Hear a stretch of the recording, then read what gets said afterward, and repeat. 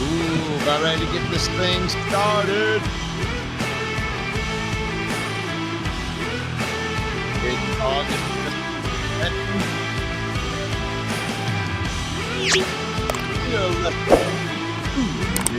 Away from actual preseason football. Let's go!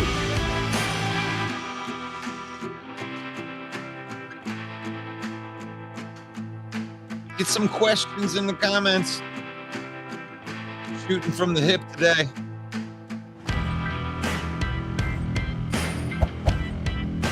Bear fan, Lion fan, Packer fan, Viking fan. What do you want to talk about?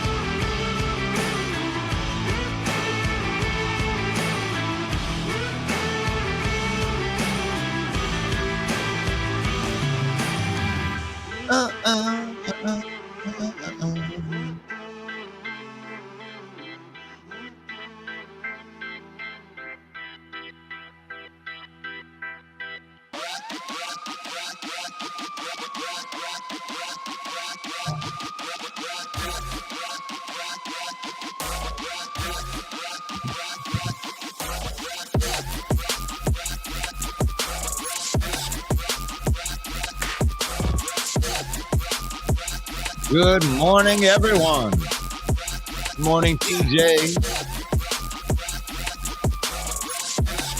Good morning, Calvin.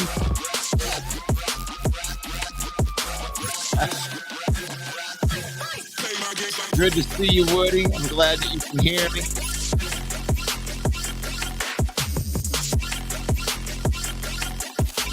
Good to see you, Rashmi. Yeah, we like that. Gotta like that good stuff right there. Welcome one, welcome all, ladies and gentlemen. It is the morning session right here.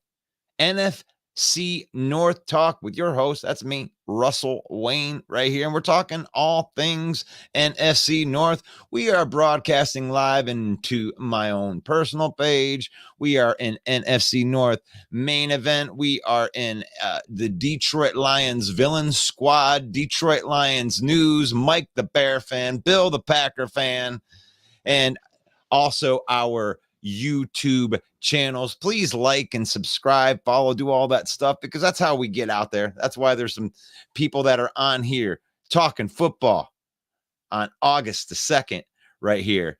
And Rashnish just says, just saw some of the training camp highlights. All that I can say is the North is in trouble.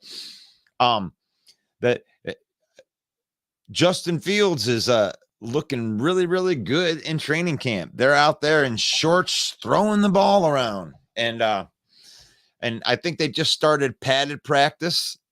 And that's for the rest of the NFL. The Lions have been doing padded practice for the last week, because I think that we got to go a little bit early because we're playing in that first game against Kansas City. So Kansas City and the Detroit Lions got to get the pads on a little bit early. But I don't know. I mean, could Justin Fields be that guy? From what I heard in Bears training camp is Tremaine Edmonds is the guy that seems to be standing out a little bit right there. He looks like the real deal at linebacker, right? And thank you, Woody, for letting me know that you can hear me right off the bat, because that always, put in the back of my mind, I'm always thinking, hey, am I just talking to a screen all by myself? Calvin says, what is the D-line looking like so far in camp? Everything that I've seen from the Lions camp says that Aiden Hutchinson has taken the next step, and which isn't a really big surprise, but he really took care of his body during the offseason. And, like a lot of second year high-end defensive ends. They expect him to have a huge year this year, having the full off season to know what it is like to be an NFL player, and then to come in. And Penei Sewell had said that Hutchinson is definitely a lot stronger and way more polished on multiple pass moves and everything like that. Aleem McNeil, our defensive tackle, trimmed 20 pounds, started doing like yoga and stuff like that, and is going to be an attacking defensive tackle this year. So if I'm looking at the North, just like Rashnish says, I'm seeing some of the Bears training camp, and we're all in trouble. I've watched the Lions training camp, and we got a bunch of defensive linemen that kind of seem like they're unblockable. So, I mean, I hope that Justin Fields can block defensive linemen. Rashnish. Sarah says, good morning. And you know what? Sarah was on here yesterday, and she held her own. And all this football talk. And she is as smart as a football fan as any one of the guys that's in this group.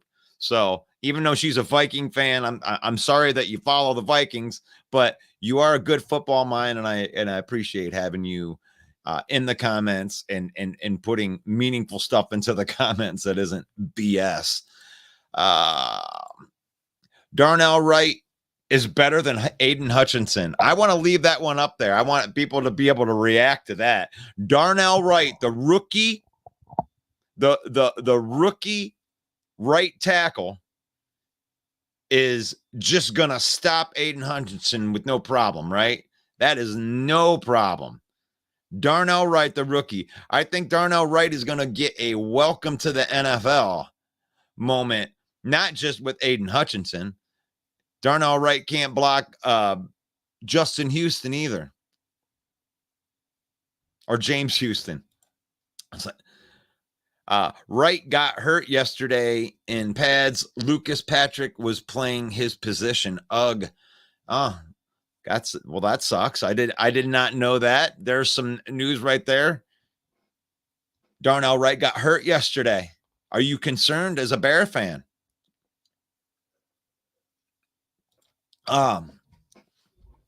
Now he can't block them, but he can run them over.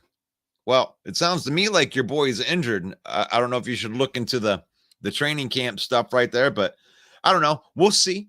We'll see what happens. I'm not going to get too excited about what we do in pads, because I could get very excited about some of the stuff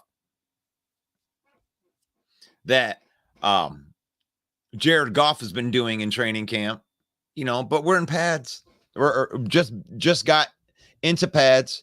They're not allowed to touch the quarterbacks, and if they are, it's a light contact. They are protecting the quarterbacks. Wright did not get hurt. F is he talking about? I don't know. You know what I'm going to do right now? I usually don't want to do this right off the bat, but if we want to have a football conversation, we're going to be doing that. I know that Mike is going to be calling here in a little bit, but yeah, if you know about Darnell Wright, did Darnell Wright not get hurt? So Woody says that Wright got hurt yesterday in practice. I don't follow the Bears practice that much, so I am not going to go out and, die on this hill that Wright got hurt yesterday. I don't know if he did or not. That's a very promising young right tackle in this league right now. And from what they're saying is that he's doing all of the right things. And I know that is a cliche thing. Everybody's doing all the right thing. No, they're not all doing the right things. But Darnell Wright brought his lunch pail, and he's been doing the stuff that veterans do to prepare their bodies and isn't blinking an eye. So you may have a good player right there. You might have got somebody right there as the fifth tackle off the board. There were 5 tackles in last year's draft that had that really, really good grade. And I'm not going to say anything bad about Wright. All I know is that Aiden Hutchinson had one of the best years last year as a rookie, and he went into the offseason and he prepared and he got better. So I don't know about that. Jason Smith, how you doing? Hello, friends, and hello, Mr. Wayne. So hello to you. Thank you for watching.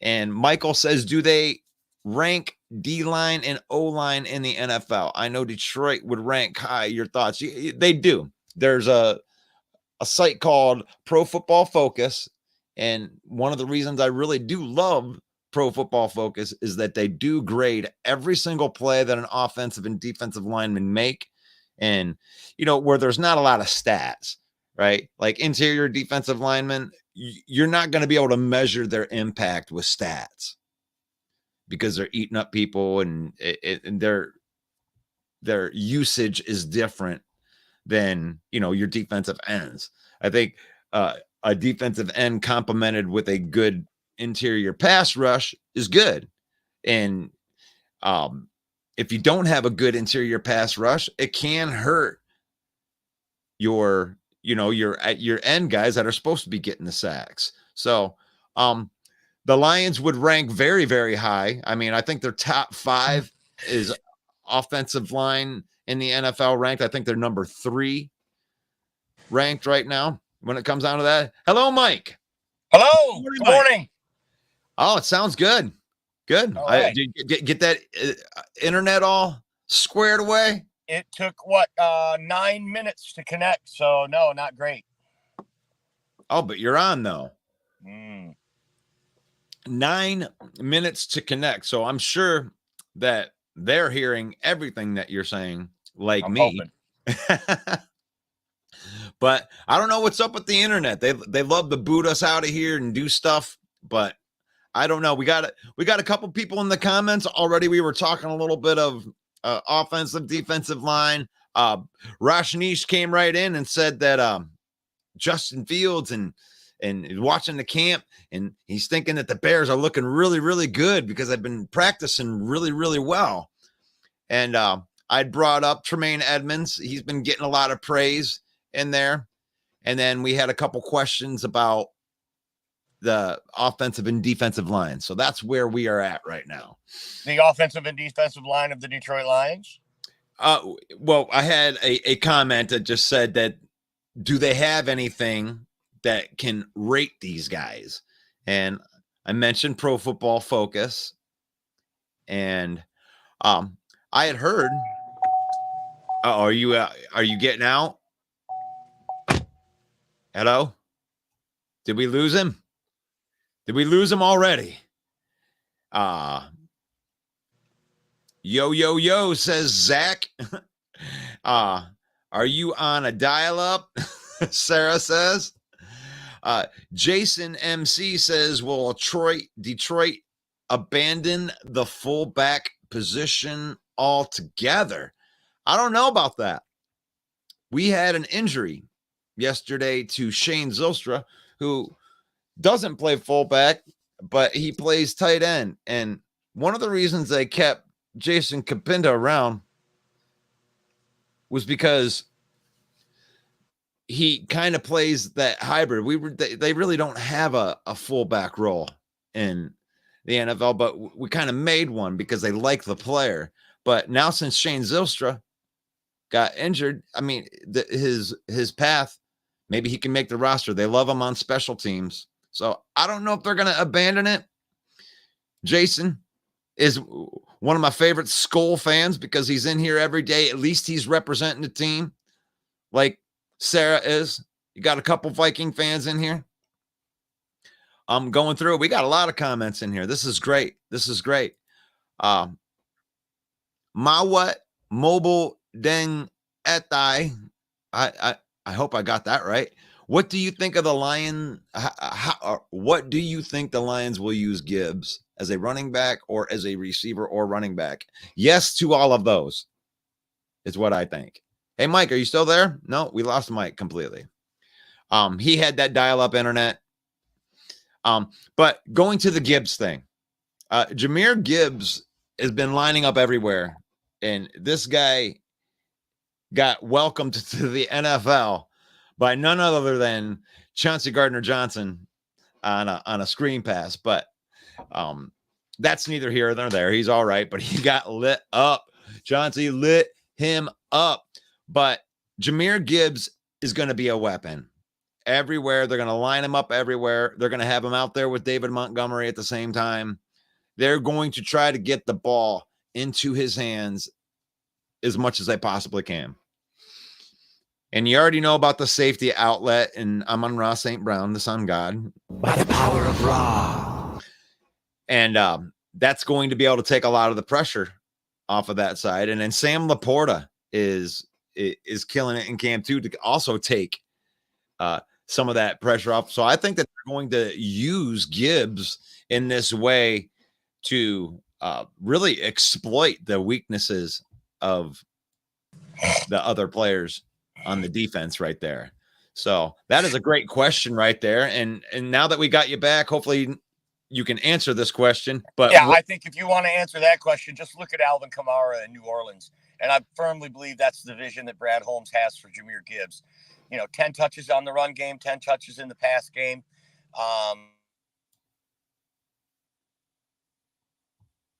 So that's what I would expect from Jahmyr Gibbs. Yeah, I love it. I love the player, and I love the way that it looks like they're going to be using him.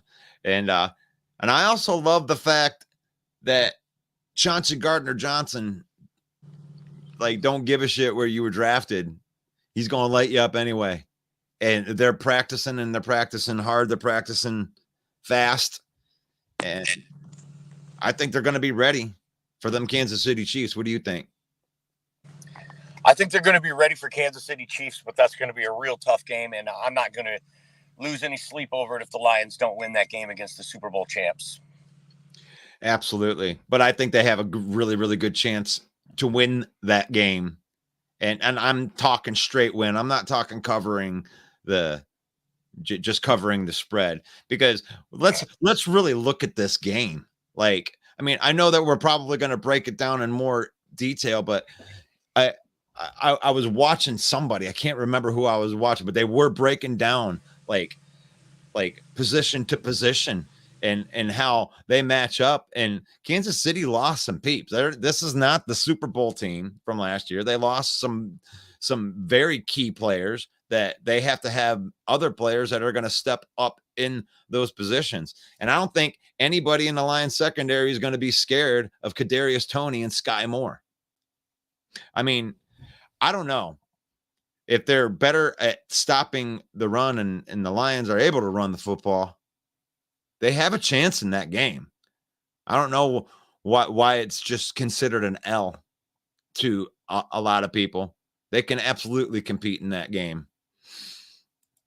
Christopher, wow, Mike is frozen on that. Awesome. Like, he looks like he's he's got the lip move, the I should pull him out of there. I ain't gonna do you like that. I go ahead and pull Mike out there until he starts moving around again. Maybe he'll just call and we can get him on the phone right there. Good morning, Christopher. And that's what he did. Good morning, Christopher, as he says right there. And good morning, Michael. Can you hear me now? And Mike Abraham going once. Mike Abraham going twice. Maybe they're not going to let him hook up. That is just not our day with hooking up with Mike Abraham. All of that Xfinity. He's still using America Online. Okay, that was a bad impression. Whatever. Jason Smith says, what do you think about the acquisitions we got at the tight end position? Jason Smith, you are a Lions fan, right? Jason Smith is a Lions fan. I got to make sure I start writing this stuff down. Jason MC is the Vikings fan. Jason Smith, I do believe, is the Lions fan, but I'll go through all of them. I mean, really, there has been some tight end turnover there's been some tight end turnover in the NFC North. Hey, Michael. Yes, sir. Yes, there it is. I think now we have Mike on the line. What do you think about the phone session? It's the phone sessions. So Jason Smith says, what do you think about the acquisitions that we got at the tight end position? And I'm not sure what fan base he is, but let's start with the Lions and let's talk about Sam Laporta a little bit.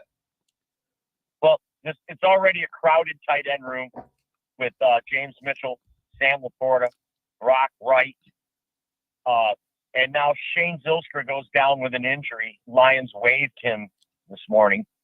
Right. So if he clears waivers, he will have to go on the injured reserve list, which will effectively end his season. I mean, we totally expect him to clear waivers. And then the Lions could put him on the IR, or they could reach a settlement agreement on his contract with an injury designation. So the tight end room got a little less crowded yesterday with Shane Zylstra taking an unfortunate hit from undrafted free agent Khalil Dorsey in training camp. So training camp injuries, not anything new in the NFL, but actually if we're going to get hit at a position with the injury bug in training camp, I like to be in the tight end room this year. Sam Laporta is working his way in with the first team. Ben Johnson has given him nothing but praise about the way he is. They started him off slow in the spring, and he's earned. And Ben Johnson was real adamant about the fact that he has earned his right so far in the spring and early summer to be with the first team. So I'm excited about Sam Laporta. I think he's going to be a dynamite offensive weapon. He's going to be TJ Hawkinson on steroids without all the drops. So I definitely like the off-season moves, Brad Holmes. He's one of the few GMs who considerably made his team better in the offseason. TJ Droppinson is now in Minnesota, and maybe he'll be a little bit better there, but I love the Sam Laporta pick.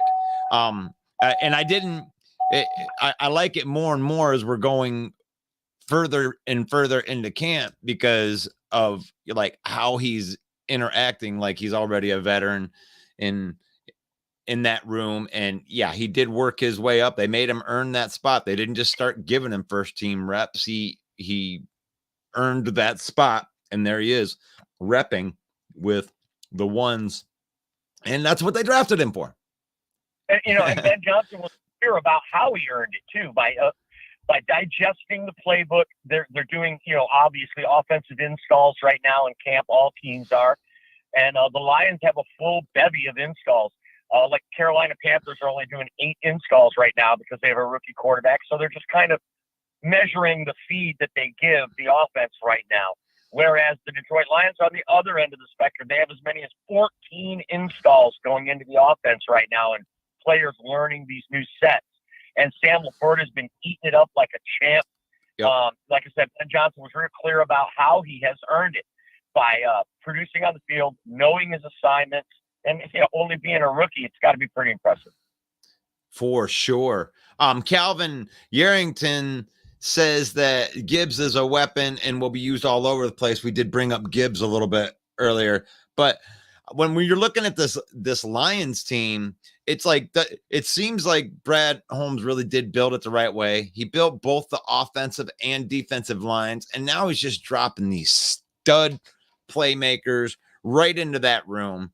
And like you can't look at film on Jahmyr Gibbs because you've never seen him in this offense, but you can look at the blocking schemes and look at the guys that you're not going to be able to stop from blocking you. So you're putting Sam Laporta in there, brand new like skill set. David Montgomery, brand new skill set. There's no tape on these guys, and it's just going to be fun to watch this offense this year. Do you think Jared Goff can be better this year than last year? Yeah, he had his best season as a pro last year, but definitely the arrow is pointing up for this team, which by proxy means the quarterback, the arrow's pointing up for him as well. Absolutely. Christopher says that I can't wait for Lions against Giant next Friday for preseason 1. Pretty sure I got this covered for Detroit Lion fan. So thank you, Chris. Yeah. be sure to get back with us and give us a report from the preseason game, what you saw before and after the game. That will be greatly appreciated. And for all the viewers out there, thank you for making the main event one of the most popular shows on the internet regarding Detroit Lions and Football Talk with Russell Wayne every morning at 11 a.m. This show's taken off as well. We got a lot of great things coming up on the horizon. We're growing as our team's growing, and as our team gets more success, we're going to have more success, and we just want to share it with everyone. Absolutely. Thank you for that, Mike. And we do enjoy this too. And, we're just a bunch of hacks out here. We're not affiliated with the Lions or any of these other teams like that. We're just a bunch of dudes that like to come on here and talk about football. And we love talking with other people that love talking about football. And that's you guys that are out there and, bringing the questions in, like Chris's questions right here. Says, how many sacks y'all think Aiden Hutchinson will be? And I'm sure that the defense will be better. What do you think, Mike? I'm going to predict 11 sacks for Aiden Hutchinson. 11 sacks for Aiden Hutchinson, and I'm going to go with 15. I think that he's going. Wow.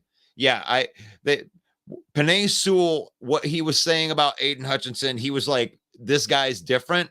He's obviously noticeably stronger, and he said that they've sharpened up this toolbox of his during the offseason. So his offseason regimen must have been insane. And the jump, I was watching and then I'll turn it back over to you.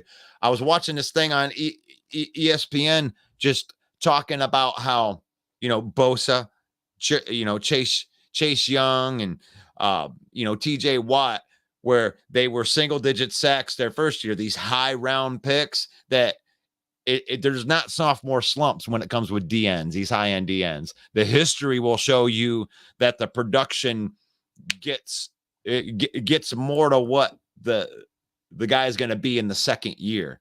So I expect a big jump. I don't think it's going to be a little jump. I think he's going to dominate right out the gate. And that's a great call out, Russ, second-year defensive ends or second-year pass rushers.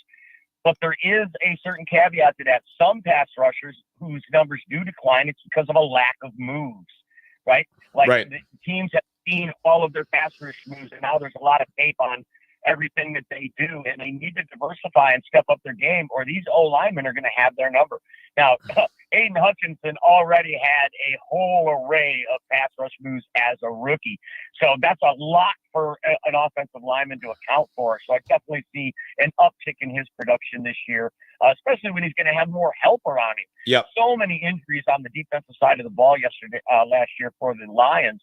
So I think this year with all those people coming back, and then you've got other players like Josh Pascal about ready to take a second-year jump, Romeo Quara coming back off of an injury, Charles Harris, that's really going to push traffic towards Aiden and push the pocket, and he's going to be able to wreak some havoc in there. And I think 11 sacks is a reasonable number. I love your prediction of 15 sacks, but I certainly don't think he goes under 10 this year. Yeah, for sure. And there's a reason that I think that he wouldn't get the 15 sacks. That's actually a good thing. Alluding to what you were just talking about right there is a ton of defensive line depth. Like you're seeing in this picture, with Hutchinson, Buggs, Kaminsky, Pascal, Houston, all these guys, like Aleem McNeil transformed his body too. So the Lions from the front 7 point, oh my God, you guys better look out. If you are sleeping on this team, you better hope that your coaching staff isn't if you're in the rest of the NFC North. Thank you for the question. Thank you for asking a question. I appreciate that. Let's see. Bear Down Mike says, Russ, did you see Nick Wright QB tier list? Goff in the 4th tier and Justin in the 3rd tier. I would have switched them. Yeah, so you're talking about Justin Fields being in the 3rd tier. I mean, that's because you're a whole Bear fan, Mike. Well, actually, he's saying the opposite of that. He's saying that he thinks they should have been switched. That Nick Wright had them, flip-flopped, and he thinks that Goff had a better year. He deserves to be. I think that's what he's saying. QB tier list. Oh, the way I heard it was Justin Fields was in the 3rd tier and Goff was in the 2nd. No, Goff was in the 4th tier. Justin was in the 3rd tier. I would have switched them, is the comment. Oh, I'm sorry. My comment. I'm a Homer Lions fan.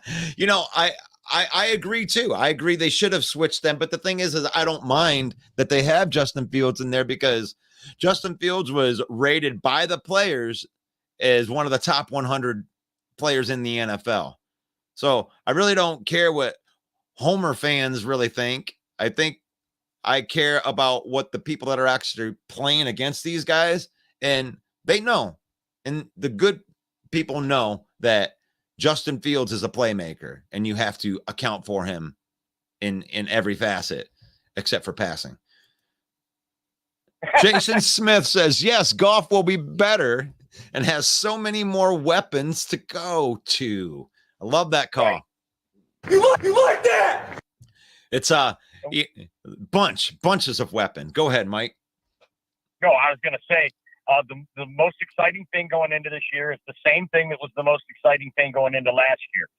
And it didn't happen. We didn't get to see all 5 of these offensive line starters play at the same time. We never got to see it yet since the incarnation of this team during the Brad Holmes time.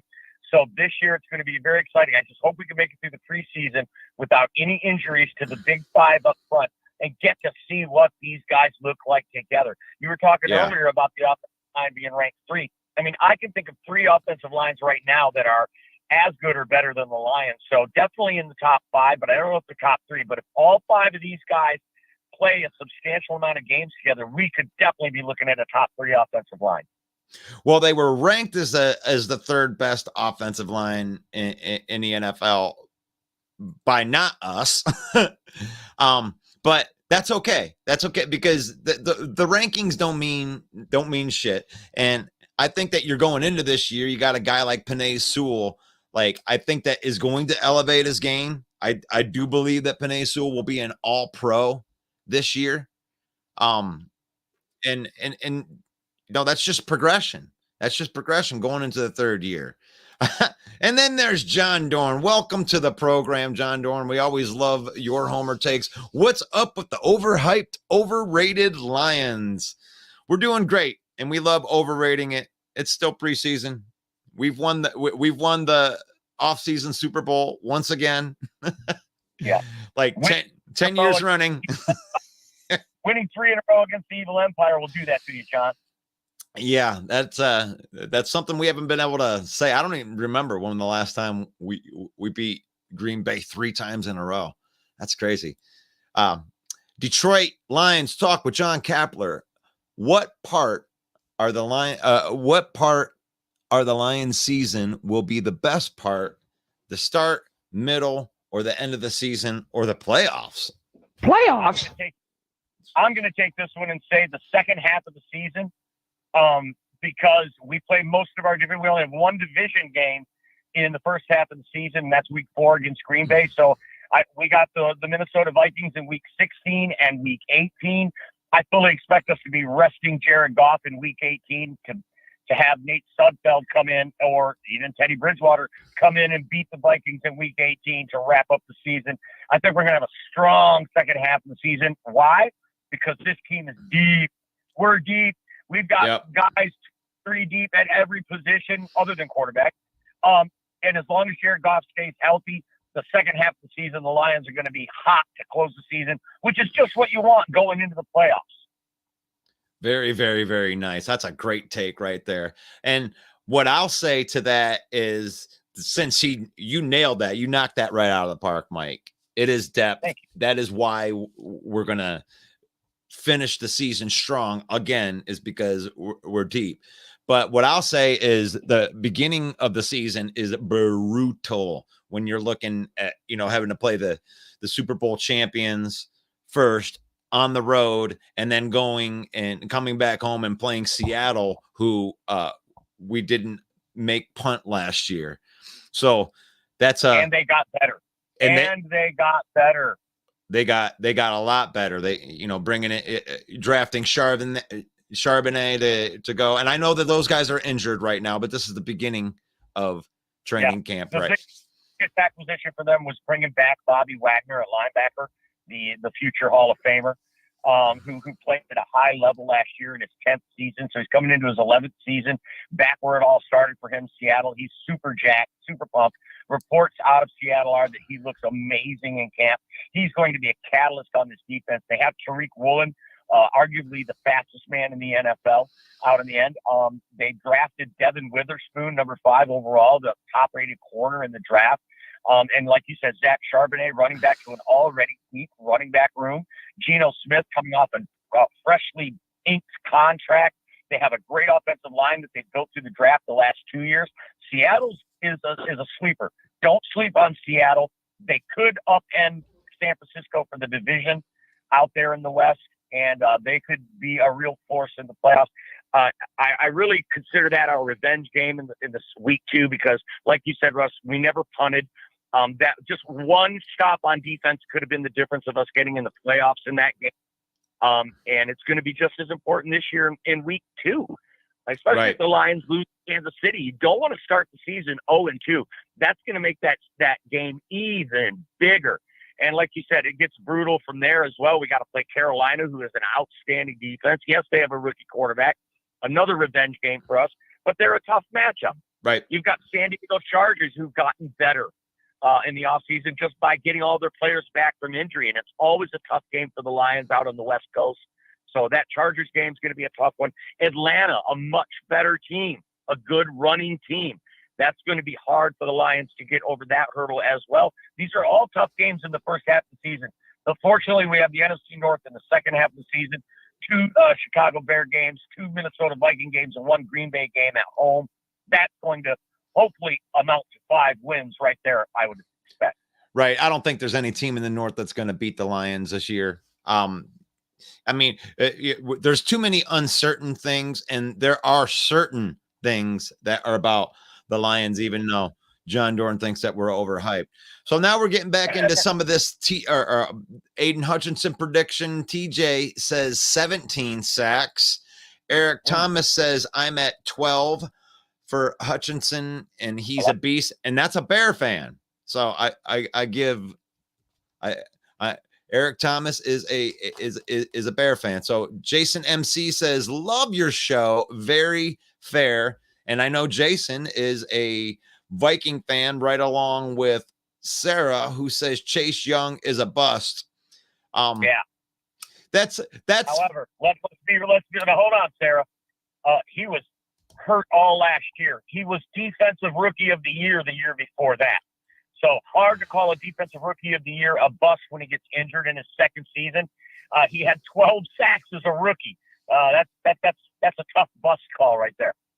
Yeah, I mean, but we did have the conversation earlier in the week where we called the availability part a bust. So we do have to go with that, because if he's not available, then it doesn't matter, you know?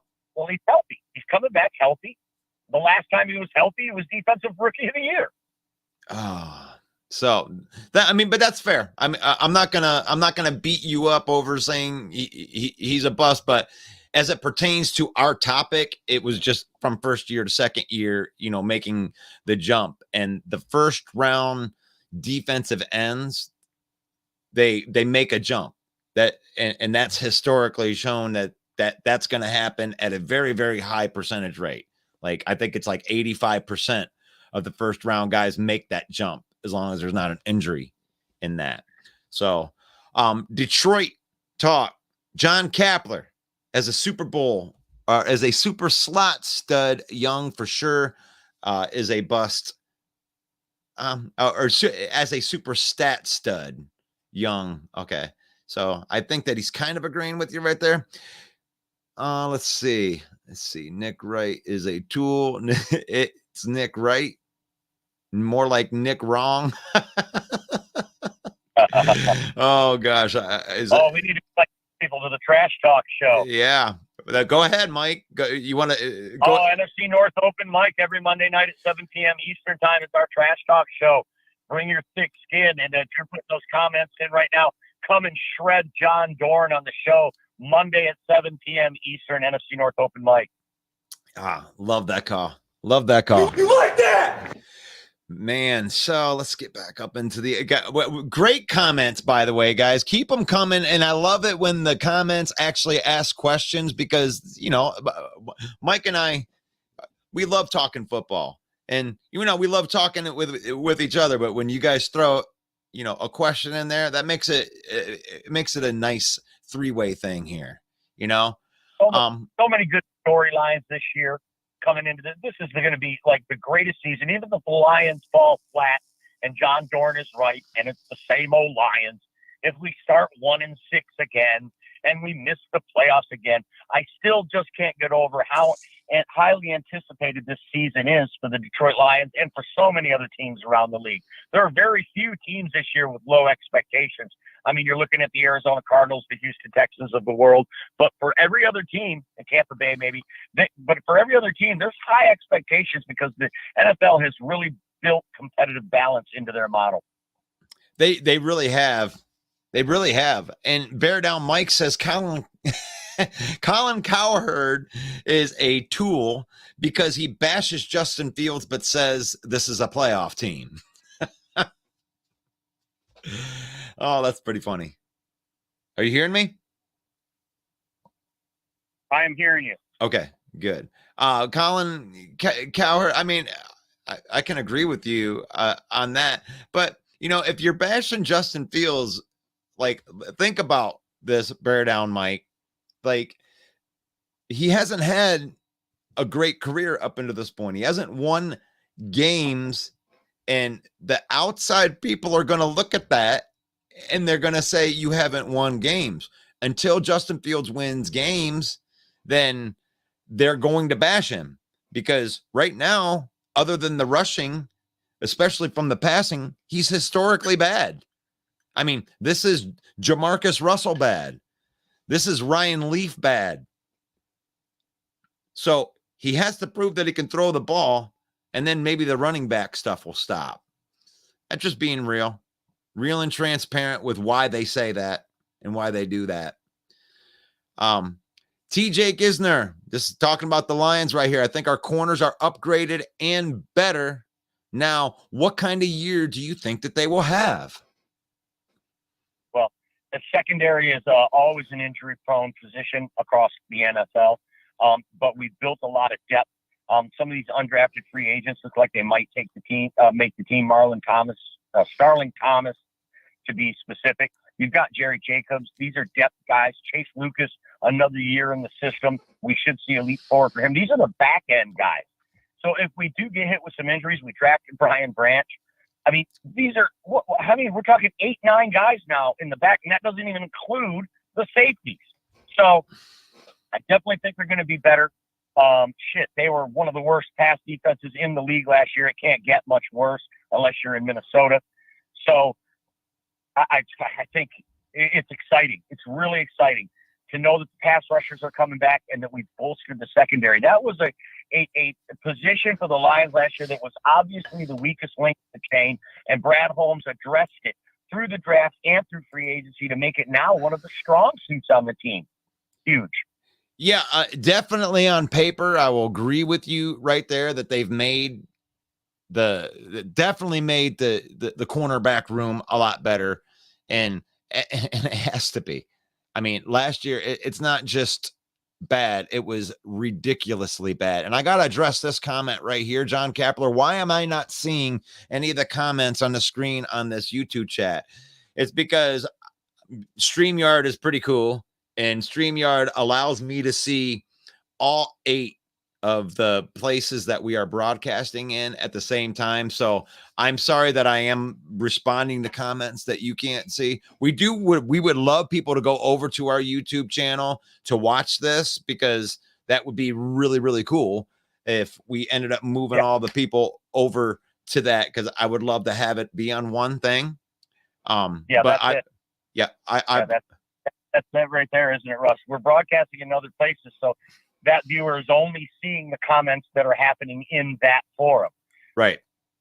So, our YouTube channel is growing, and you can go subscribe to the Main Event 365 YouTube channel. I do put all of the, the longer form videos that are on there. I have uses for different uses for each one of the platforms, so we can get a little bit of a different experience from each one of the platforms. A lot of the picture content and everything goes onto the Facebook, where a lot of the video stuff is going to go on to the YouTube channel. But we appreciate anybody that subscribes, and supports this channel. This is Football Talk. We're bringing it 6 days a week in a live form content, 365 days a year. So if you're a fan of any of the teams in NFC North, this is a great show for you to see. And I'll put a shout out to these other guys right here. If you're a Bear fan, right here, Mike the Bear fan, he does Hallis Hall Report. If you're into the Bears, he's broadcasting live in there on Wednesdays and Sundays, and that would be good. If you're a Packer fan, Packerhead, Bill the Packer fan does a great job at getting your Packer news there first, getting injury reports, all the breaking news, free agent signings, and all that stuff. Bill the Packer fan keeps up on that. Our page is Detroit Lion Villain Squad right here. You want to be part of the Villain Squad? You want to represent the Detroit Lions on this show? Go give us a follow. We appreciate that. And Detroit Lion News. The bulk of our Detroit Lion fans that watch this are part of this 55,000 person network of Detroit Lion fans. And we very much appreciate Joe Chapp and all the hard work that you do over there as a freelance Detroit Lions page, just like us. So now that I got all that stuff out the way, Nathan Peabody says, seems like a decent amount of injuries so far, hoping that our key players can stay healthy. It's a great call out. You like that? You still there, Mike? I am. Okay, I'm just making sure. What team is he talking about? You could be talking about all of them. I think that Nathan is a Lion fan, but I'm going to start writing these names down. I'm going to put Nathan Peabody, and I'm going to start so I know who they're representing as they're going through. Jason Smith says the Lions have always been underrated until now, and now says a lot of this team is how they are being built. The Lions, I don't know if they've been underrated ever. Because it seems like anytime that they're rated anything, that the rug falls out from underneath of them. Lucy pulls the ball out and we end up on our ass. So, I mean, we do have some hype this year. Hopefully, Jason, we can live up to the hype this year for once in our life and maybe win a playoff game or two, or maybe even something special this year. Detroit Lions, what John Kapler says, well, not any, but I don't see any of them coming through on this channel. I'm sorry, John. You may have sent that before I addressed it, so I apologize that you can't see all of them at the same time. Coming into the StreamYard room, I don't know if you'd be able to see them all either, but like I said, I have all of the comments from all 8 platforms at the same time. And Bear Down Mike says Darnell Wright did the wrong workout test for the O-line and received a wide receiver version. Lost 16 pounds. Wonder where he messed up. LOL. Nice. Jason Smith says, enjoy the Lions show this year. Joshua Olson says, go, Pack, go. And Bear Down Mike says the Bears are the biggest threat to the Lions. We can stop on that one. What do you think about that, Mike? I think the Packers are the biggest threat to the Lions. I think they're the ones that are being undersold. They're the ones that are being underhyped. Jordan Love is the unknown commodity, but they are going to trot the kid out there, so they must know something that we don't. And I would not sleep on the Green Bay Packers. I think the Chicago Bears, even if Justin Fields can put it together, they have too many holes. There will inevitably be an injury, and they will not have a quality player to replace that person with. And I think the Bears falter, and they'll be lucky to get the 6 wins. I am scared of Justin Fields. more than I am Jordan Love, because I've seen Justin Fields. I've seen what he can do. As a Michigan fan, I saw what he did to that university in Columbus. He was electric, and the guy could throw the ball in college. He hasn't been able to put it together yet in the pros, but this is a prove-it year for him. So he's got a lot to prove. That's a little scary, but I'm not worried about the Bears. Is anyone? Well, I for the same reasons that you are, Mike. And that's the thing, is Justin Fields doesn't even have to throw the ball that well to be effective when he can run the ball like that. So I'll move on from that comment right there. Calvin, it's a long and Ross, 17 games. The kid's going to have to trot out there and rush for 1,000 yards again. Try to get it to DJ Moore. Try to get a running game going against a revamped offensive line. With a revamped offensive line, they just have too many holes, and they don't have enough depth to get through a whole season and be competitive at the end. And that's fair. And the coaching hasn't proven that they can even coach these guys up either. It's like, right, and that's proved a thing. Right. And I challenge, like, there's 31 other teams. So besides Bear fans, I mean, how many people even know who the head coach of the Chicago Bears are? It's like, you ain't making news. You ain't done anything. We don't know who your offensive coordinator, defensive coordinator is. And you can go ahead and post it in here, but I don't care, because if I'm not hearing it on the national level, that means you ain't doing shit. He's the only coach in the NFC North that never played in the NFL.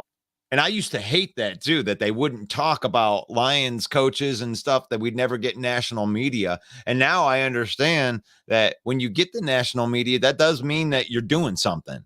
We weren't getting the national media because we weren't doing anything.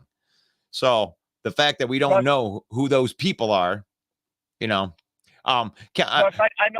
when you ask the questions, but did you see the report that Dan Campbell wanted a live lion on the sideline?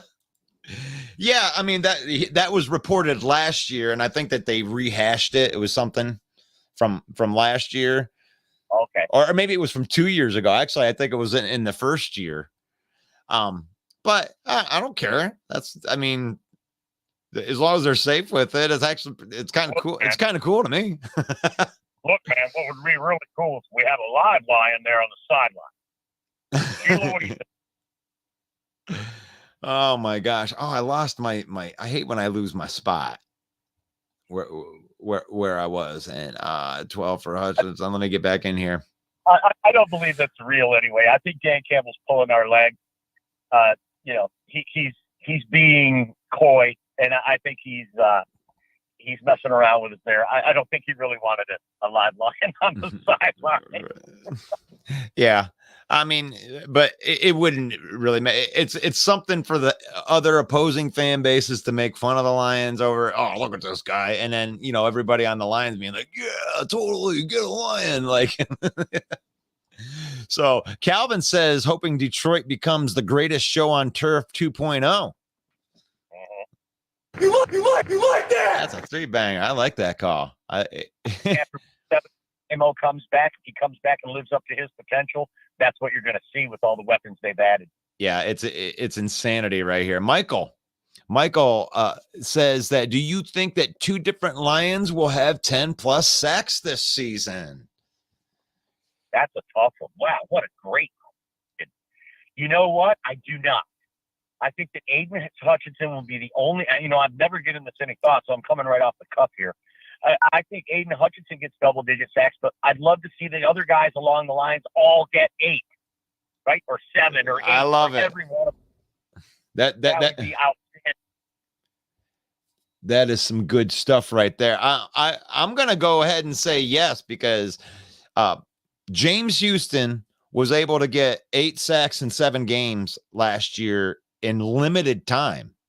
I think this guy's unblockable, and if he plays all 17 games, or even if he plays 15 games, I think that he's going to have a couple multi-sack games, because he's going to own some people. I don't know if you remember that, but that's kind of, James Houston would get these sacks in bunches, and they'd find a dude that he could destroy, and then he would destroy them the entire game.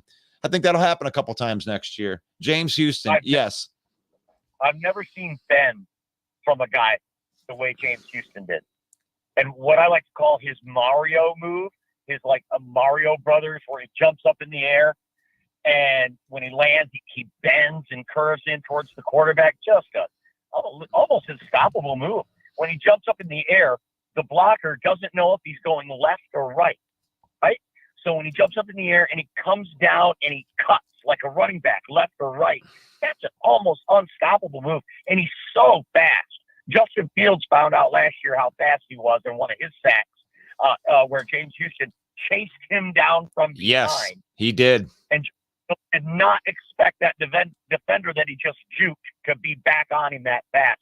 So definitely with more playing time, you could see James Houston getting to 10-plus sacks. But like I said, I would love to see his bend and his rush open up things for Pascal, open up things for Aleem McNeil. If we could get a pass rush up the middle from Aleem McNeil, boy, that's a game changer. It's over. And here's the thing. You said James Houston was almost unblockable. He was unblockable. There's never been any player drafted in his first year that did what James Houston did. That was historic what he did last year. And honestly, I see him coming straight. Like both those guys are going to have double-digit sacks, and like you said, maybe there's a couple other guys that can get 8. This is going to be a special defensive unit, guys. Barring the floor falling out from underneath and like a whole shitload of injuries, that type of shit. Other than that, I want to give you your kudos on that too, Russ, because even though we're just a couple knucklehead musicians that love football, you have a keen eye for talent. And I do specifically remember on draft day, you were so jacked about James Houston. And I'm like, who? Right. You come from Jackson State. How do you even know this guy? And you watched his tape and you said, this guy's going to be special. And then, I didn't take too much into it. And then when he got relegated to the practice squad, I kind of threw it up at you. I was like, well, your boy's on the practice squad, Russ. Right. And you said to me, don't worry, he'll be back. Yep. And you were right. With an exclamation point, you were right. When it comes down with that is, I don't think that the Lions they knew he was undersized, and that, okay, can we make him a linebacker? Can we do this? I think they tried a couple experiments with him, and then they're like, look, we need a pass rusher. We need to get a pass rush. Just send him in. Like, let's bring him up and let's send him in. I think that there was a couple injuries or something that allowed him to come up, and just allowing him to be the pass rusher and be who he is was right. And that credit goes to Coach Prime, Deion Sanders, his coach in college. He came in from the University of Florida as a linebacker, and he wanted to play linebacker. He saw himself as a linebacker. This is what he wanted to do. And he got into quite an argument with Deion Sanders, and he was in Deion's doghouse for a while. And Deion told him, you're going to play pass rusher because that's where you're best suited. And boy, was Coach Prime right. Yep. And this guy has already been out there touting, like, he was like, he wants to double his sack total. And if he gets 16 sacks, if James Houston gets 16 sacks and doubles his sack total, that would be insane. I have no idea how good this team can be, Mike. Love that question, though. Thank you, Michael. Jason says Sarah knows her stuff. I think Jason's trying to hook up. I think Jason and Sarah should go out on a date. Viking fans? I don't know. Okay. I won't play matchmaker anymore. Sorry, Sarah is John Dorn's shadow account, so. John Dorn says Lions not sweeping the Packers. You can take that to the bank. Okay. You have everything to prove, though. I mean, you got to prove it to me, John. I mean, really, you can talk all you want to talk, but your team's been a no-show for almost 2 years now. So Bear Down Mike says Chase Young is constantly hurt. I know the Bears were looking to trade for him. I think Washington wants too much. That's there. You're probably right there.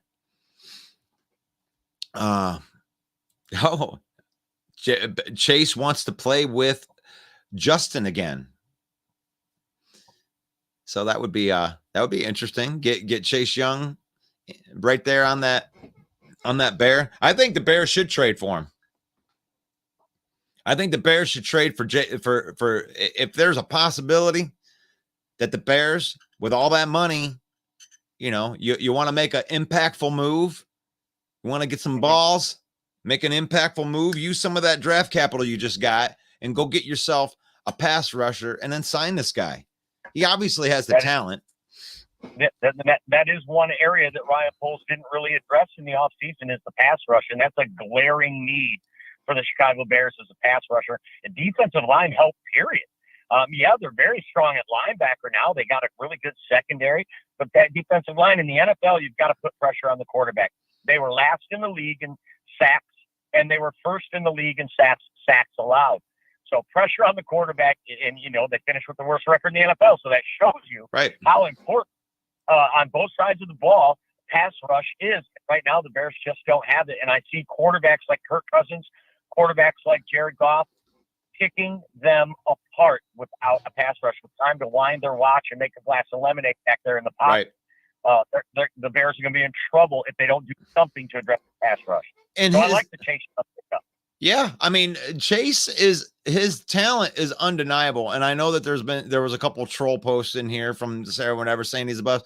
I don't even know if you can call a guy that had 12 sacks in a season at any point in his career a bust. Like, I mean, he had 12 sacks his rookie year. That's not a bust. I mean, that I think destroys the bust narrative in 1 year alone, even if he never played again. He's not a bust. He had 12 sacks in a season.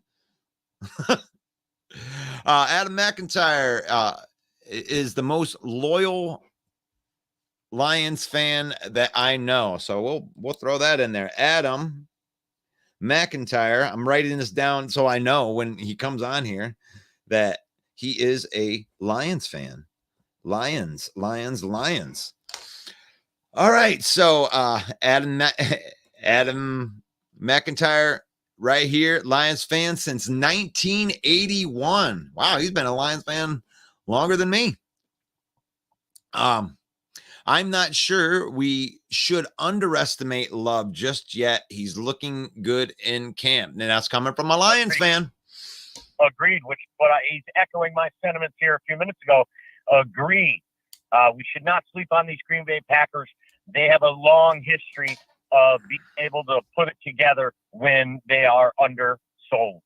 Absolutely, too. Like, and I have that. I usually ask it once a week right here. You got the matchup week 1, Green Bay versus Chicago. Who do you got? And Mike and I are already on record here, but we could say it again. But I'm looking at Green Bay as the winner of this. You know, they have the defense. The defense stopped Justin Fields last year. Aaron Rodgers doesn't play defense, and Chicago can't stop the run. And Green Bay has Aaron Jones and A.J. Dillon. So, yeah, I got Green Bay week 1. I got Green Bay week 1 as well. Originally, I took Chicago, but I just think that Lucas Van Ness is showing out in training camp. I think they're going to have enough defense to put the clamps on Justin Fields, and I think Green Bay wins a close one. So, and that brings in John Dorn. I'll be watching your Lions Homer. I like watching your Lions Homer show. Wow, that's nice that you say that right after we give Green Bay credit for winning the first game. I timed that in that way. I did that to you, John. I actually meant to do that, but that's what it is. For Calvin says, for Detroit, if our secondary is sticky, our O-line will dine. Ooh, we need a little rhyme right there. The Detroit line, if our secondary is sticky, the D-line will dine. Stop playing with us. That's right. Stop playing with us. That's what Calvin says. No, that's awesome from John Kapler. TJ Kisner says, if Campbell stays healthy, what kind of numbers do you think that he will have? And I'm assuming that you mean Jack Campbell. We're not talking about Dan. Yeah. Well, you know what? Shane Zylstra just got injured. We might need a bonus tight end. Dan looks like he could go in and play right now, too. He does. I think he could win a push-up contest right there. Jack Campbell, gosh, man, this guy is special. The head coach for the Iowa Hawkeyes said that if he had 5 Jack Campbells, 2 of them would play defensive end, and then he would have the other 3 at linebacker, because this guy is a freak. He's 6'5", 250 pounds. He can run out of the gym. He's got ball skills. I mean, gosh, what will we have? I think that I'll go out on a record right here and just say one of the stats. Interceptions, I think that Jack Campbell will have 4 interceptions in his rookie year. Wow. How about you? What do you got? What do you got on a Jack Campbell take? Give me something hot. All right, Jack Campbell, I think, will be Defensive Player Rookie of the Year. I think he finishes with 4 sacks, 2 interceptions, and 90 tackles. Oh, yeah. What are that? You like that?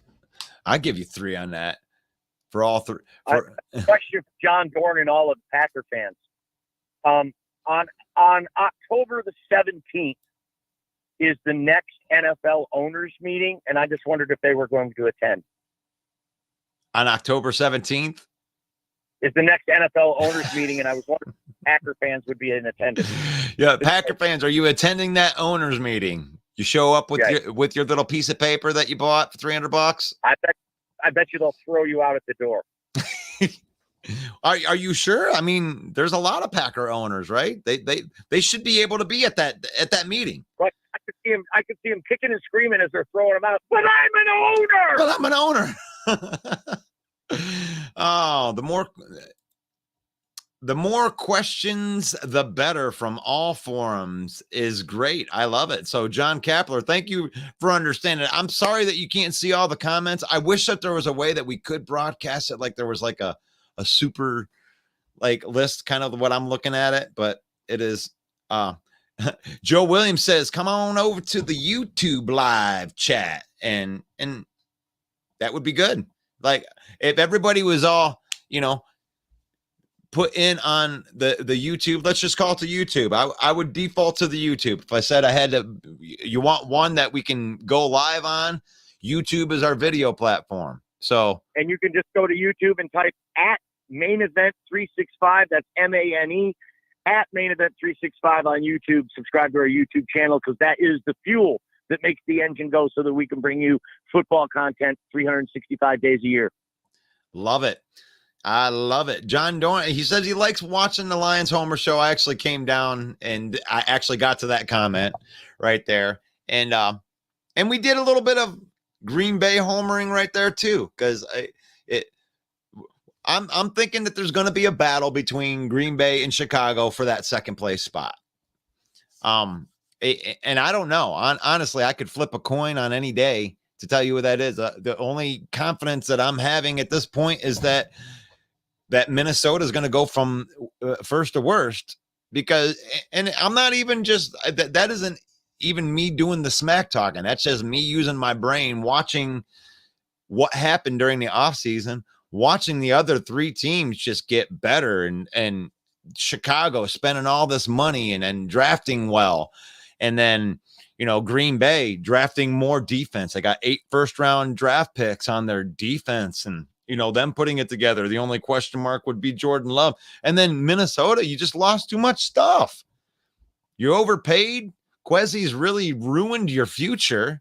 So you're not just going to suck this year. You're going to suck for a while. And what are you going to do about it? Like, you're going to have to fire that GM in order to do it. So I'm definitely a Lions homer, John Dorn, and I am in the opposite of that for the Minnesota Vikings. Yeah, we've spent the last week just bashing the Vikings and bringing to light all of their deficiencies and their shortcomings. So I don't think we need to go over it anymore. I mean, they just have lost too many pieces to be better than they were last year. And the Vikings' argument is, well, we won 13 games last year, so what if we fall off a couple? We're still in contention to win the division. No, I'm sorry. You lost too many players, and they're high-profile stud players that got you to 13 wins. I mean, just losing one stud on each side of the ball can hurt a team. You've lost 8 players. And then any money that you have left, you let Daniil Hunter extort you for it. The GM in Minnesota needs to go. If I'm a Viking fan, I'd be screaming it from the rooftops. So let's hear that. Like, if a Viking fan that's out there, and even the other fan bases, comment that in there. Quessy is not doing a good job. If you want to defend Quessy, please go into the comment. I definitely want to hear, the Sarah and JC take on that. What is your honest opinion on Quessy? Can you defend some of these moves? I mean, I'm looking at the cap ramifications for this Hunter deal. You don't even have him on your team next year, and he's going to cost you $11 million. And this is the type of move that you make when you think that you're a contender. Do you guys think that you're a contender? I mean, I'll put that out there to you. I don't need to rip on you. I want to hear you justify it. So, Joe Williams, any thoughts on the Lions' plans to backfill Shane's injury? Do you want to take that, or do you want me to grab it? I do not think so. I think that one of those tight ends was going to get cut anyway. At least one of them was going to get cut anyway. And now that Shane Zylstra with the horrible injury, we wish him the best. God bless him, and we hope for a speedy recovery. But that just makes the decision a little easier. I think now James Mitchell makes this team. You've got James Mitchell, Brock Wright, and Sam Laporta. And if you think about it, those are three completely different types of tight end. So in any situation, we're going to have a tight end that fits the bill. I love what they're doing in the tight end room. And what I'll say about this, I'll give you a little different look on this, is the way that I think they'll backfill this is a guy like Jason Kabinda will make the team because of something like this. Because you got another guy. I mean, really, what do tight ends do? What James Mitchell was being trained for is doing what Kabinda was doing, because he plays that kind of hybrid fullback, tight end, H-back kind of dude. And I think Kabinda is going to be the answer to that question. Well, and that's a great question. One of your viewers, actually, I saw a comment. They asked the question, do you think the Lions, will have a fullback on the team? Do you see the fullback being a part of it or something like that? Was one of the comments that you had, Russ. And to answer that question, I meant to answer that earlier. Kabinda had 0 carries last year as a fullback. So he's a special team stud. Dan Campbell loves him. They're going to keep him on the team because he can play fullback, tight end, and he's a special team specialist. So I think Kabinda definitely makes the team. And if you had a rash of injuries at tight end, there's somewhere that he can step in. He's just one of those guys that every team needs. So, yeah, I think Kabinda, maybe he'll even get a carry this year. Right on. I lost my spot again right there. I mean, now that Jamal Williams isn't there, those goal line touches have to go somewhere. And I can certainly see Kabinda getting a couple of goal line touches to try to get a touchdown. Ooh, I like that call. You like that? But I also like David Montgomery, too, because, I mean, he's like a bigger, faster, more elusive Jamal Williams that can catch. Yes, but he doesn't have that real battering ram mentality like Jamal. Yeah, I mean, you're probably right, but Craig Reynolds does. He does. Netflix does. And you saw David Montgomery last year in Chicago when Aiden Hutchinson came down the line at the goal line and stopped him. So I'm not 100% sold on David Montgomery as a short yardage back for the Detroit Lions. Jason MC says, Detroit, do they have a backup plan at quarterback? Seems like there's so much faith in a QB that has failed to make the playoffs. So this is Playoffs. This is Jason, the Vikings fan, asking an update. Go ahead. Yeah, I mean, first of all, this is a quarterback that has been to the playoffs. In fact, he's taken the team to the Super Bowl. So that narrative is out the door. Now, the best question we've heard today is, what is the plan if Jared Goff goes down? I mean, that's a great question, Jason. Thank you very much. And honestly, I don't even think the Lions know. They're trying to bring in Teddy Bridgewater, maybe some sort of veteran quarterback that they're probably going to sign. They've already said that Hendon Hooker is going to be a redshirt. Nate Sudfeld just doesn't have the reps to do it. But they do like Nate Sudfeld. They But do. I think no team in the league is going to be more dependent on their quarterback than Jared Goff. Well, I mean, I'm going to sprinkle some on top of that a little bit right there. I think they do have a backup plan at quarterback. They brought in Teddy Bridgewater, and I don't know if they're going to sign him, but they do have faith in Nate Sudfeld.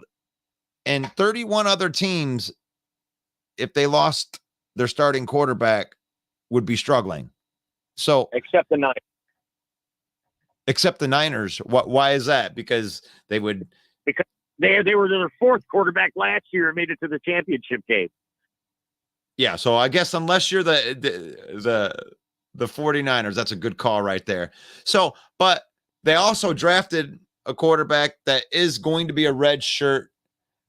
But if there was an injury, so I'll say this. It depends on when the injury is. Because it looks like Hendon Hooker is doing all the right things as far as leadership, and this kid is going to be a future quarterback, starting quarterback in the NFL, just based off of the way that he's preparing.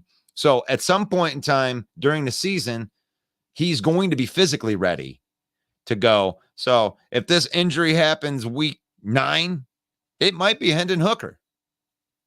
If it's an injury, right? Because, yeah.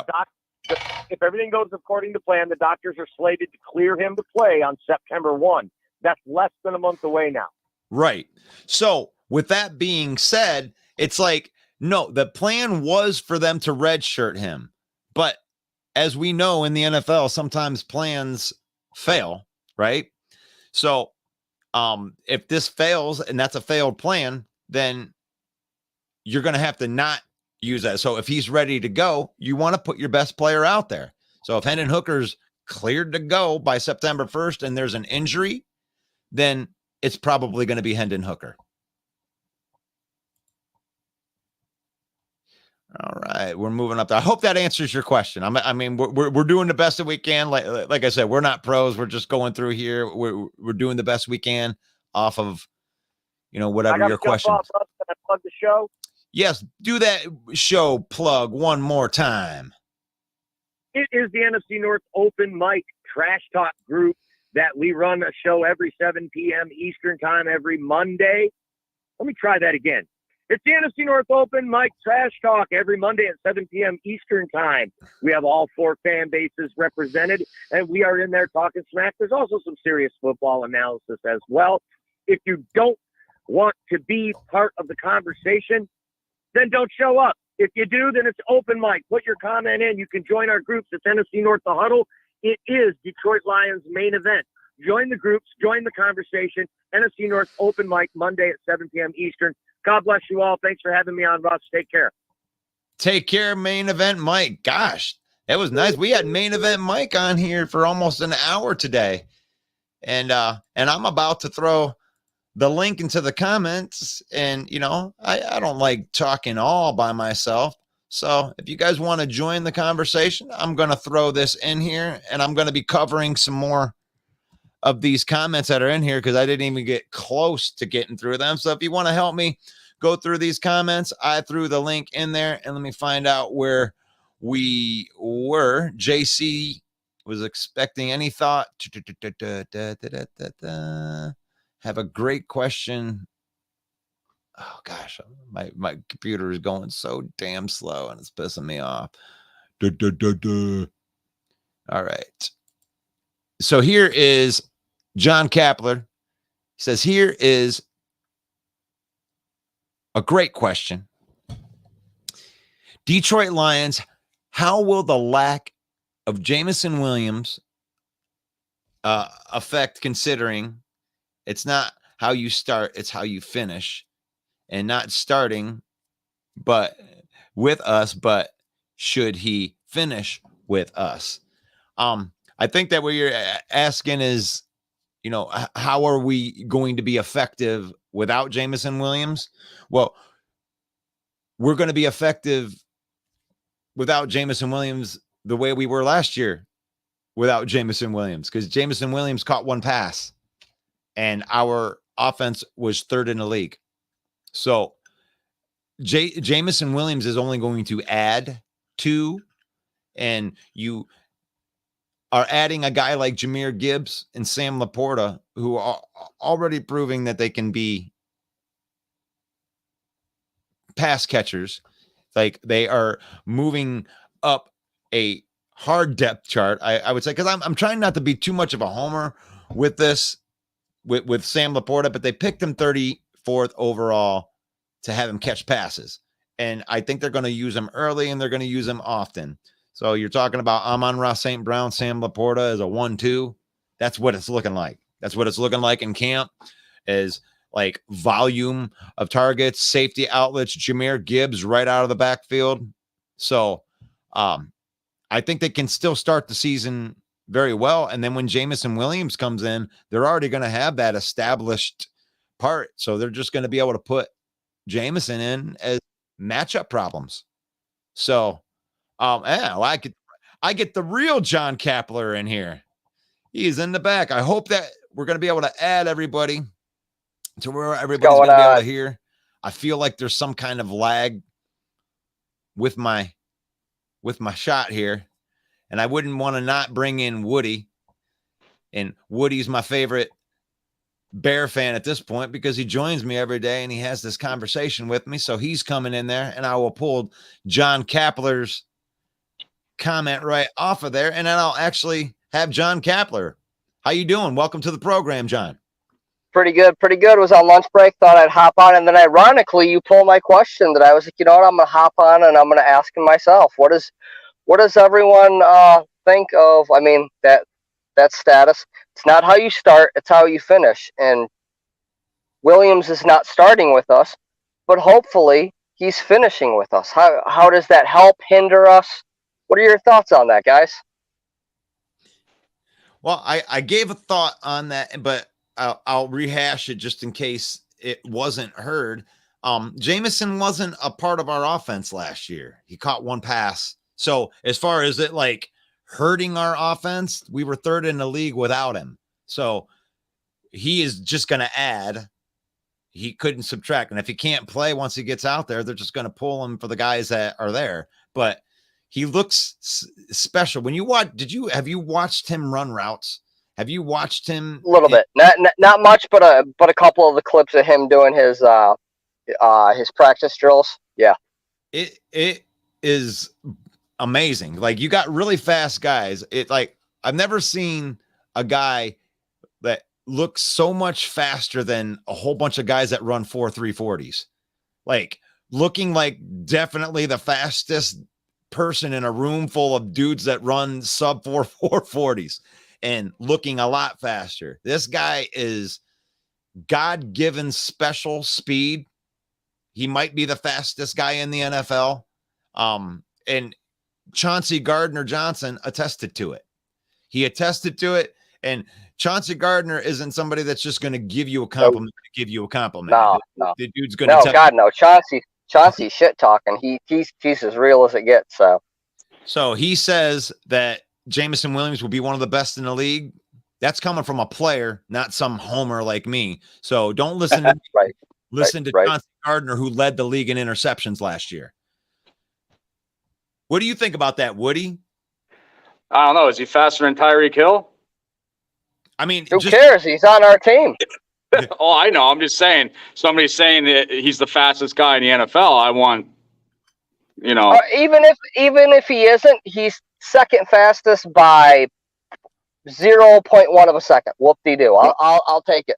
So let's say, I would take it too. I mean, it's like a fast Lambo, fast Ferrari. Which one's faster? All right, the Lambo's faster. Well, all right, cool. Give me the Ferrari.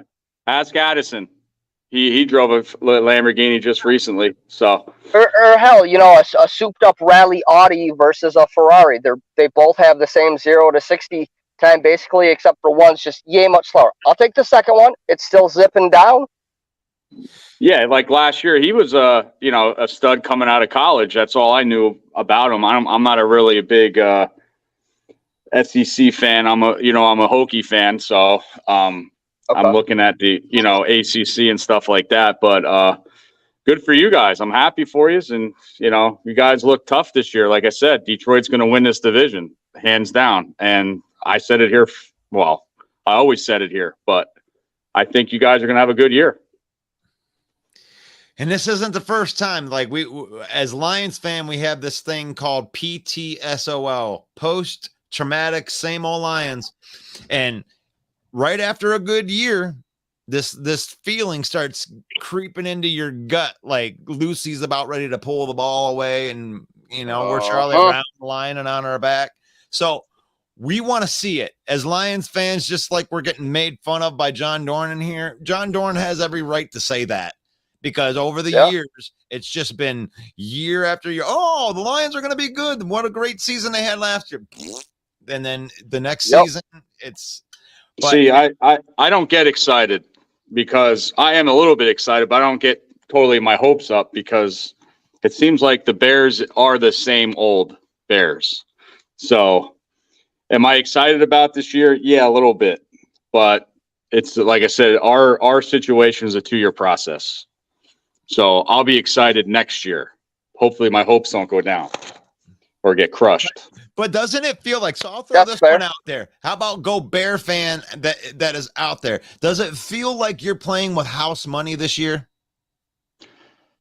Because nobody's really expecting, there's a lot of realistic Bear fans that are like you, the quote unquote realistic. It wouldn't surprise you if they were good. I don't think. Like you'd be like, okay, I saw this and this and this happening, but I wasn't going to get overexcited. So in a way, does it make it feel like, you want to arrive in 2024, but if you arrive early, then it's like house money, right? Right. Yeah. Yeah. It would feel good. We're going to be better than last year. I'm going to say that. You guys got some young, hungry pieces. I'll give you that. You guys got some young pieces that are going to be nice for the future. But we need players to help us out on the defensive line. That's all we need. Edge rushers. So that's all we need. Chase Young call that had. I think it would be great for you guys. I think you guys should pull the trigger if that's actually a real thing and do it. I don't like. I mean, yeah, I know. I don't like injury. But what if they pull the trigger on him, give him all this money, and yet again he's injured? Then they're getting hurt, and Washington's going to say we want capital. So A, you're going to have to pay him. 2, you're giving up capital. And then let's say he turns out to be like what Sarah had said, an actual bust, because he just happens to be one of those, sadly, superstar potential, but just injury-riddled guy. But trading for all that for nothing. Trading for him is the key word, is trading. He's not a free agent. We got to trade for him. We drafted Tevin Jenkins when he was injured, and we're trying to get him back into the ball game. I think PFF has him 3rd in that position. But the trade I really wanted him because he's a mean dude, and then he got injured. I felt so bad for the Bears fans. It's like, that was a dude I wanted. He's mean. But the trade for Chase Young with his injuries, I don't like it. I'd rather go for Yannick or Houston. That's just my opinion. Smart. Let me just throw this out at you, because I want to be transparent about this right here. And he had 2021. He only had 2 sacks before he got injured, but he played at a 84.5 in run defense according to PFF. His pass rush was over 70, and his overall was over 75. And then this year, when he had played before he got injured, he was a 78 overall by PFF, 73.9 on run defense. This guy is a run defense stud. Now, I know that you guys were projecting all the best. So what if he comes in and he gets injured again? Well, that sucks. That sucks that you spent draft capital and then you paid the guy and then he got injured. But what if he is who he was, the second overall pick, which was a 12 sack guy before he got injured, and he's played good in every moment that he's been out on the field? What if he comes to your team and you have to spend a 2nd round pick to get him, and he comes to your team and has 17 sacks? You love your Ohio State players, don't you, Russell? Hey, they got their Mac attack back. I'm just saying this is we were talking about, and it wasn't just Ohio State players. He is an Ohio State in there, but the Bosa brothers also came from Ohio State. And actually, if you want to look back at the last defenders that came from Ohio State, it's a pretty good bet that you can put them on your team as a pass rusher and make an impact.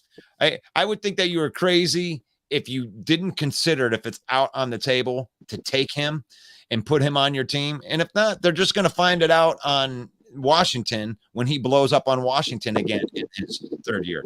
So it's your question is what if? We don't know what if it is. It's a big chance to take on somebody because you got to trade for him. But we need a defensive edge rusher. If the other ones don't work out, then it could happen. Better than Yannick could ever imagine being, and you guys are considering that. And Justin Houston, he's better than Justin Houston could ever be, as far as like a potential guy. I mean, he's 28 years old. Like this guy's in the prime of his career. Yep. Why wouldn't you take a shot? Why wouldn't you take a shot? He's still on a rookie deal. Now you will. I don't know. Yeah, I don't know why. Well, I like Yannick because I know he played on a couple of teams, but he played great on those teams. He's not like he sucked one team and it was great last year on another team. He was great on every team he played on. I would rather have Yannick right now at 28 years old at his prime.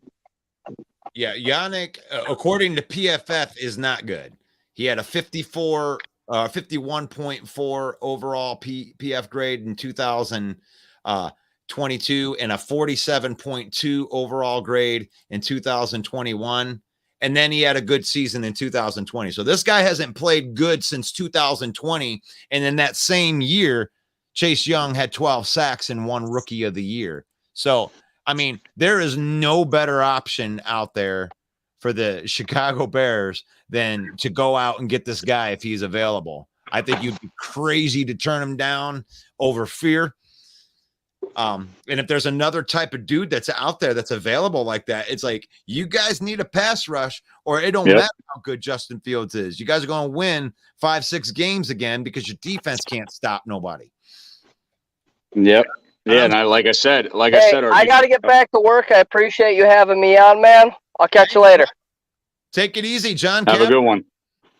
Yeah, I don't. Yeah, because we need edge rushers. Because if we don't get them, like I said, our linebackers are going to be overworked, and our secondary is going to get burned down, and that's what we don't want. We don't want a shootout in every game that we play this year.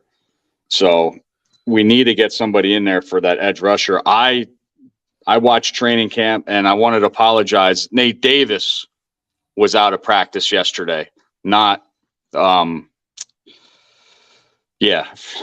going nuts right now. Yeah.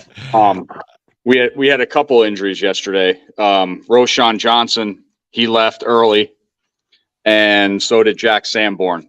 So the good thing is about that is that Eberflus usually mentions if they're out for extended part of the time, but there's no word. So, but he doesn't like to say why they got hurt or what's injured. So no word yet. That's got to be awful. One of the things we love about Dan Campbell is he is transparent almost to a fault, like where he'll tell you exactly what's going on with the guy. And I don't know. I like it better as a media dude because, you get to report like real information. This whole Bill Belichick, like, and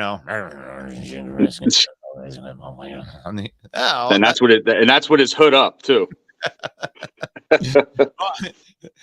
That's one of Main Event Mike's best impressions right there. I'm sorry I stole that for him, but he was like, "Oh, I remember when Bill Belichick, he was famous for saying." But yeah, I was watching the highlights yesterday, and like the one part what I was talking about was the red zone, and they had 2 red zone trips, and The first one was 3 and out, which we can't take 3 and outs this year. We were last in league the last couple of years in third down conversions. And the second one was a touchdown to DJ Moore. And they were doing long field stunts as well. And DJ Moore had a 70-yard touchdown. So DJ Moore, that chemistry is coming through, but hopefully that he shares the wealth around to other players as well. I'm getting back into these comments again right here. John Dorn says Jack Campbell made Gibbs fumble in camp yesterday. I don't know if you're using that as a troll or a good, but it was a very, very good play that he made. He ran up from behind and punched the ball out. I don't know if you saw it. I don't know if that is a knock on Gibbs or if it's a attaboy for Jack Campbell. Probably a little bit of both. Welcome to the NFL, rookie.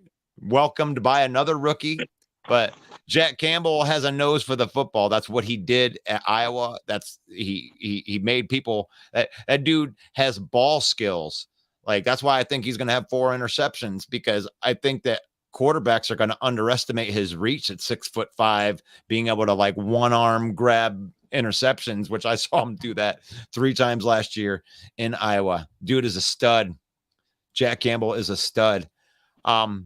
TJ Gisner says, I was thinking 87 tackles, 5 picks, and maybe 3 sacks. Probably sacks is what you meant, but I don't know if he's gonna... No threesomes allowed. Come on. Oh, no 3 sacks. 3 linebackers, maybe. Oh, man. Euro Jackson says that Jack Campbell will lead all rookies in tackles and probably have the most in the NFL. I mean, I think that he's going to be one of the front runners for defensive rookie of the year, and not just because I'm a homer, because he's going to have the opportunity. He's going to start and he's going to get a chance to play from, week 1, like a lot of the guys in there. And he's really, really good. Calvin says that Green Bay and Chicago will tie. Nah. Green Bay will win by 3. That was my prediction. And TJ realized that he said sex and not sack. Damn autocorrect. Oh my gosh, that's awesome. That's awesome. Adam says Jack Campbell will have 4 forced fumbles, 6 picks, and 10 sacks, and will create fear in the league. Now you think I'm a homer? Wow. Adam, I love you, brother. That's great that you represent the Lions like that on this program. And says that Jack Campbell lead all rookies in tackles. And Brent Adams says, is this the season that the Lions add a division banner to that Raptors and Ford Field? And we'll put it right next to the "We Beat Green Bay in Lambeau" banner that we put up last year. And it's been 30 years since it happened. Sarah is responding to something. This is how great our comments have been today. Like, I am way behind because I brought these things up. These are older topics right here, but thank you so much for commenting. Didn't you say our defense sucks? So we got rid of all of those guys. Now we suck because we got rid of all those guys. You were the 31st or 32nd ranked defense, and you got rid of all your good players. You didn't get rid of the shitty guys. You kept all of those guys, and then you put a whole bunch of unknown dudes on top of that. Kendricks wasn't hurting your team. He's a top 10 linebacker. Yeah, he was helping. Was not hurting your team. I mean, you think that he's a locker room cancer, but you say that Hunter isn't, and he just held your team hostage. Hunter wanted a long-term deal, and Kwesi wouldn't give him one. This is a compromise. If he plays well, he will get another contract. But here's the thing, is the contract that you just signed him to has $11 million in dead money next year that you have to pay for on top of his new contract. You won't be able to keep Hunter on a long-term deal now because you can't pay $26 million for one dude, because you're going to have to pay him 17, and because the dead money isn't going to get paid to him. It was not a good deal. Like, it wasn't a good, a savvy, like, banking move. It has nothing to do with the player. The player's great. Hunter, 10.5 sacks. Yes, you want him on your team, for sure. All of the contracts Quessy signed gives the team a lot of flexibility, nothing long term, but we have to fill that. We have to be 8th in cap space next year. Don't know why people are tripping. Okay, well, Sarah is, I mean, she's one of the smartest football people that are on here. She uses football knowledge to combat all the stuff. And if she believes in him, she believes in him. I just don't. I don't think that these are long-term flexibility type of deals. You got a lot of dead cap inside of those things. You're going to have to pay Justin Jefferson. You're going to have to pay TJ Hawkinson. So 8th in cap, you have some. Justin Jefferson is no longer on a rookie contract after this year. Yeah, he's gonna want a lot. I don't think that you're going to be 8th in cap after you sign Justin Jefferson. I don't think you're going to be 8th in cap if you plan on keeping TJ Hawkinson too. So this is, but this right here, this is the result of the cap hell. This is why you're in it. In a sense, you're down there burning, and you're burning away all the stuff, and you're going to see what you have left over. Hopefully he's drafted well for you. But, you pick Lewis Seen at pick 32 last year. This guy isn't even making your starting roster. That's not a good track record right there. Goff is also stopped a team from getting to a playoffs. I don't know where that would. No, I don't think so. Where would you say that he stopped the team? I know that Sean McVay benched him for Wolford, and when they got into the playoff game, Wolford was crapping the bed and then actually got injured, and Goff came in with an injured thumb and won that game in Seattle, won the playoff game. I don't know. You'll have to be a little more specific on that, Jason. Urel Jackson says Luke G. Fields, Justin Fields. Look, Justin Fields review says Hendon Hooker not hurt. They just don't. Y'all put Hooker in if things don't go right with Jared Goff. I think that's kind of what I was saying a little bit earlier right there. I mean, he isn't hurt right now, but you don't want to just throw a rookie right to the wolves. I mean, let's be honest. He's a Hokie. Come on now. He was a Hokie. Let's be honest, though. If Jared Goff gets hurt, that is derailed. That is the one injury that I don't think that the Lions could afford to have early, is Goff going down. That's going to make it a long season.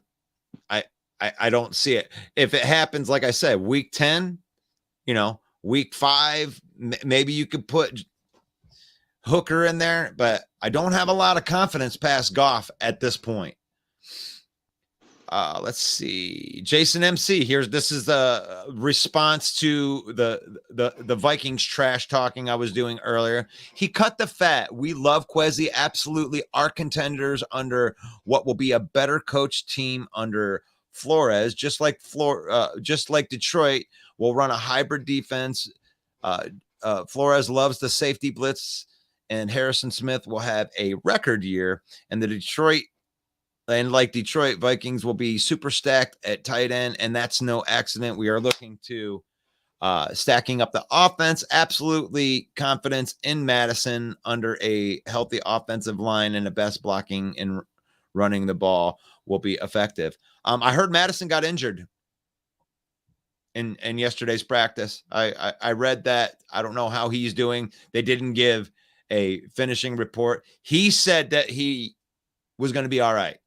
But that's something that you have to take into consideration right there. And like I said, I ain't going to down you for, backing your team no matter what. But the teams around you, and this is you cannot deny as a Viking fan, that the teams around you got way better than you did. Like they made their teams better than you made your team better. Now you can argue the schematics of, getting rid of these guys for contract, next man up type of stuff. But you are putting unproven guys into these spots that you're replacing. And all of the other teams, they got better. Green Bay kind of stayed where they were at defensively, I don't know if I could say Green Bay got better losing Aaron Rodgers, but you can at least say defensively they're the same team. So, and then the Lions, they made improvements all over. They made so many improvements that I feel like a homer even like isolating and talking about any one improvement. But it is what it is. So yeah, we feel the same thing about Justin Fields, though. If he goes down, we got PJ Walker as backup, and then Nathan Peterman. Right. So that's the last thing we want is Justin Fields to get hurt, through training camp and preseason games if they play him, which I doubt. Well, PJ Walker's even though he came from, the other, the XFL or something like that. Carolina. But I mean, originally he came. Oh, yeah. Brought him in from the XFL, and he played well. And his skill set is very similar to Justin Fields. So I honestly believe that's a good backup for you. I think that, if you were going to win some games, that he would could win you a game. We wanted to welcome the Purple Pocket podcast to the show right here. And they ask a question. I have a question. What makes you think that the Lions are going to be better than the Vikings? For one, I'm just going to be here's the brutal truth. The Lions were building a team last year, and then you barely won the first game, and then you got curb stomped in the second game you played against the Lions as all of the rookies and all of our developing players when we were 8-2 down the stretch. That 8-2 team that you saw down the stretch is more like the team you're going to see this year, and actually a better version of that team. So I think that the purple people leaders are going to get their faces caved in by the Lions twice this season. You will not beat the Lions this year. You will not win a game against the Lions this year, Purple Pocket Podcast. I hope that answers your question. We got Love Conquers All. Is this Van Ness? No, it isn't. Love Conquers All is in.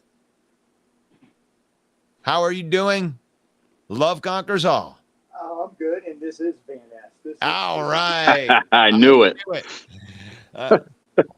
You got tired of people calling you, asking if you were, Vanessa. No, I actually love that.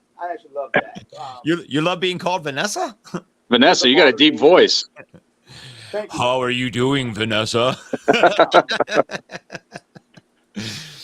So, what you got for us? Well, like I said, I've been listening to what you guys saying, and like with the Vikings thing. So, one thing in the NFL that I learned over the years, I think I'm older than you guys because I'm 50 years old. I don't know how old you guys are. 46. Okay. 48. Okay. Yep. Well, see, the thing is that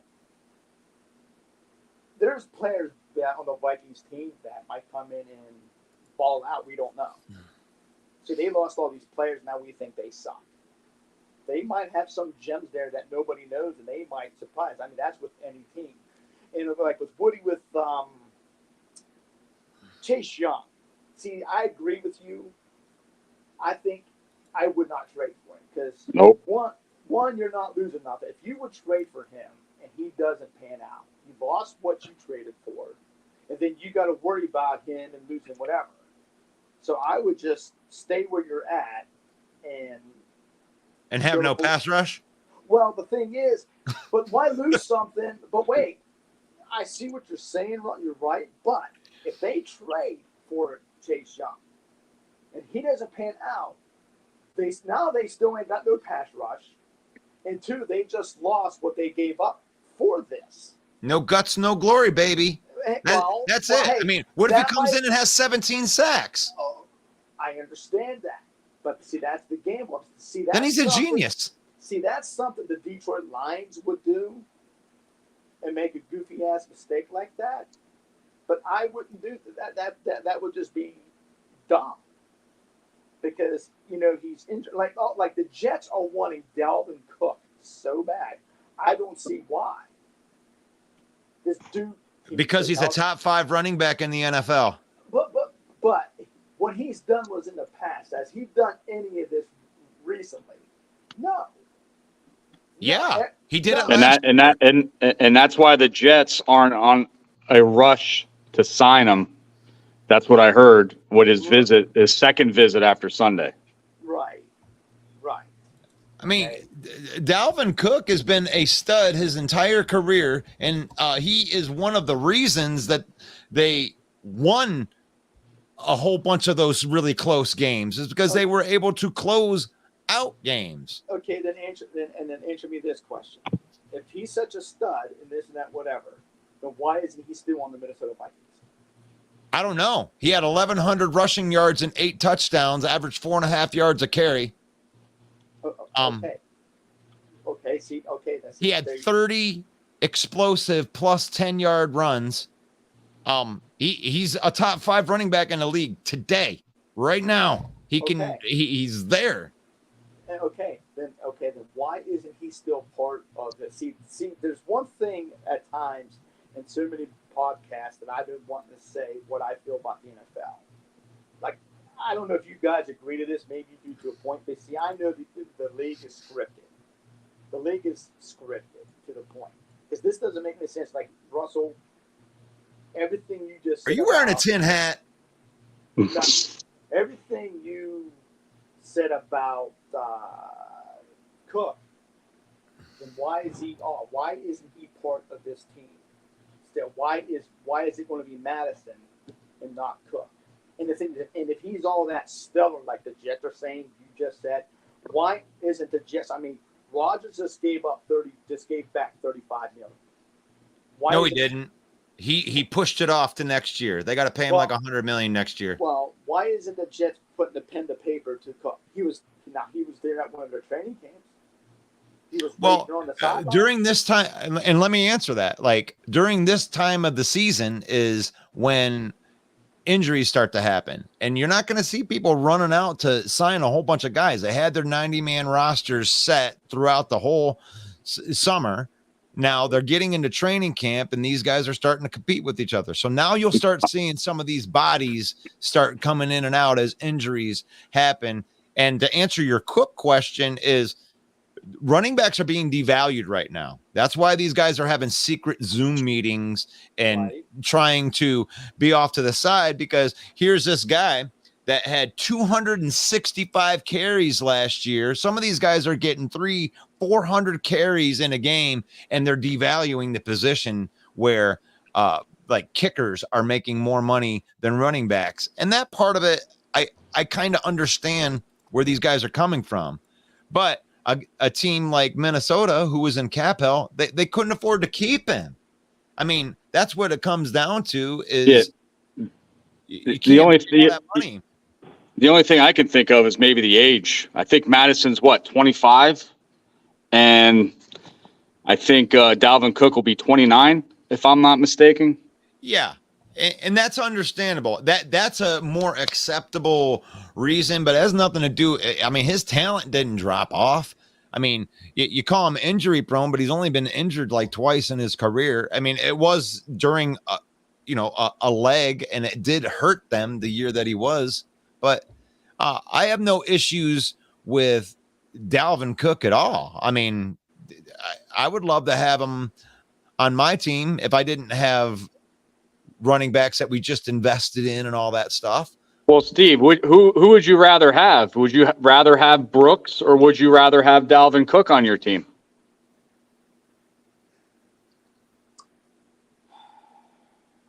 Oh,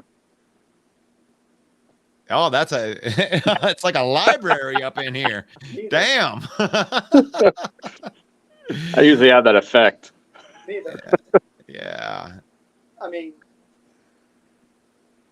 and wait, where's Mike at? Where's Mike at? No, I here's the thing: Mike, you get to talk to Mike on Monday nights. Mike and I talk in the mornings now, and then I invite people on. I think that's the way we're going to do this. Do me a favor: when you talk to Mike, tell Mike that Cox is after him. I told Cox what Mike said.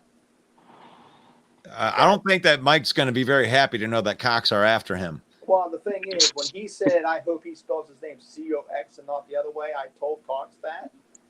Cox he sees Mike walking down the street, he's going to pounce him. Did you just threaten Mike on my show live? I certainly hope that Cox isn't that stupid. Well, you gotta. Did you really just threaten somebody on my show? You just threatened me with somebody else. That you just ruined your privileges for being on my show for bringing. I didn't even hear that. I didn't even hear it.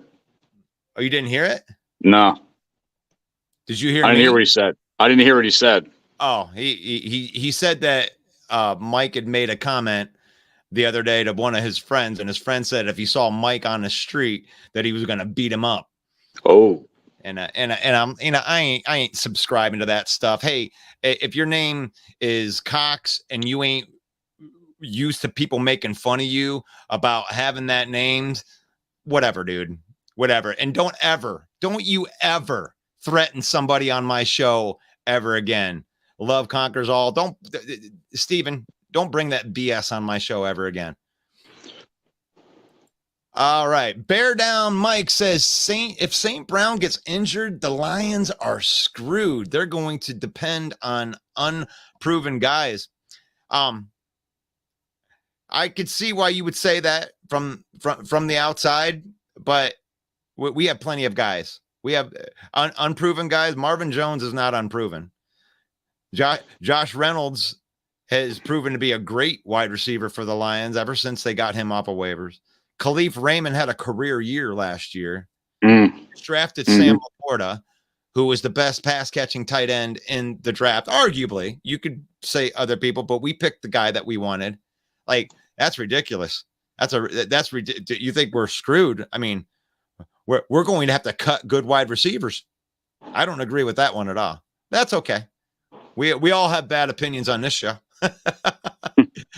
Adam says, I believe if healthy, we will be Super Bowl champs. I said it. Gosh, I love it. I love the fact that there's confidence in Detroit. Like, this is crazy. We're so used to the other things. And I don't know why these things keep on they're being slow to me when I'm switching this stuff. That's why I keep on thinking I'm not being heard. But my switcher guy, my internet's not switching my comments in and out real fast. Let's see. You know who else was really, I've never, let's see. Sarah says, I've never seen a receiver get so much praise for having done nothing. That's probably the Jameson Williams. Yeah. I mean, if you're seeing him in practice, I think that he can speak on it. I think that I would listen to what Chauncey Gardner-Johnson says over like anybody that would come onto the show. Calvin says that we not only need to win 10 to 13 games, but we need to win a number of games by a good margin to shake some of the doubters. Yeah, winning cures that. You know, all this PTSOL, all the stuff, they start winning games, the confidence will start coming in. Yeah, I think the first team that win 10 wins in that division is going to win that division. 10 games. Yeah, I'm not getting too much love on my Chase Young. It says we just cut Jonathan Garwin. He's an edge rusher. And he also says that it's smarter not to do it, not to trade for Chase Young. I mean, really, what would you accept in that type of trade? I mean, I don't even know what they're trying to get, but he's a low draft pick. Yeah, I mean, if they're trying to get a second or third round pick, I don't see the problem in it. If you got the capital and you can add talent to your team, I don't understand why you wouldn't want to do it. Because you're scared that he'll get injured. I mean, I just brought up his numbers for 3 years. I mean, the guy's been nothing but stellar every down that he's been out there. You know, he's a great run stuffer. I mean, having a defensive end that can, play well against a run, that's special. Not every defensive end can do that. I'd rather have Sweat on our defensive line. That's my opinion. I am digging the fact that we got a lot of these Viking fans in here. Way to go. I am so impressed. You like that? I really like that the Viking fan came out and is supporting their team, even though I've been bashing them all summer long. I don't think you're going to win any division games this year. But I am also an honorable man. And if you guys start winning games in the division, I'll be the first one up here. I'll give you your props. I'll tell you that I was wrong. But I'm not. Uriel Jackson says Jahmyr Gibbs, 14 touchdowns and 1,000 rush yards. And wow. That's a lot right there. There's only one pill to go around. I mean, we got a lot of playmakers. I think that in a good season, you're probably not going to want them to do that well. Is that 2,000 yards together and receiving yards, or is that just 500 with 14 touchdowns? Please clarify. All right, let me get these rep ones in here. Thank you for joining the show, Nikki. Vikings are better than the Lions, Packers, and the Bears. Well, you were last year for sure. Congratulations on your division win. Nikki also says Justin Jefferson is the best wide receiver, plus Lewis Cine making his progress at training camp too. I mean, is he competing for a starting position yet? Because last year he couldn't get on the field. I mean, he was injured for part of it, but that wasn't the case the entire year. So, yeah, maybe Lewis Cine will be worth that draft pick. And TJ says, I think he was talking about when he beat the Green Bay Packers and knocked them out the playoffs. Yep, we got that banner up. It's in Ford Field. That's how pathetic our fan base is. We will put a banner up. We're 5-1. We're 5-1 into the division. That banner's right next to the beat the Green Bay Packers one. Thank you. Reppin' Nikki, D Will, Skull Vikings. Viking fans are showing out today, August 2nd. They're coming out of the woodworks. All right, Jason Smith, Green Bay, of course, with the help of the team, will win the division, right? Or let's see. Yes, sir. Let's see if I got some other stuff. All right. Sarah says, I would highly call getting curb stomped when Kirk put over 400 yards and JJ had 200 yards receiving. Y'all won by 11, not 50. Yeah, we won by more than one score. That's a curb stomping in the NFL. Did you know that 75% of the games in the NFL that are played are one score games because the parity? So if you lose by 11 points, and it wasn't just 11 points, it was 11-point closeout. Like, it was 11 points. You had a chance to move it to 7 or move it to either 8 or 4, and you couldn't get it done, and we knelt on the football. A win's a win. That's what I say. But when you close a team out, that means that we put you out. We put you under the water, and we stomped you out. That is a curb stomping, in my opinion. And in the first game, Dan Campbell, if he wasn't such a go for it on fourth down type of guy and made good decisions, he made some coaching errors in that first game. But you guys won. I'll give you credit. You won that first game in Minnesota. I took my son to that game. I was actually at that game. Beautiful stadium, by the way. Minnesota Vikings in Minneapolis. What an awesome stadium that is. And honestly, all of the fans were really, really good. When we went out there, we didn't have any hard time. Nobody threatened to beat us up or anything like that.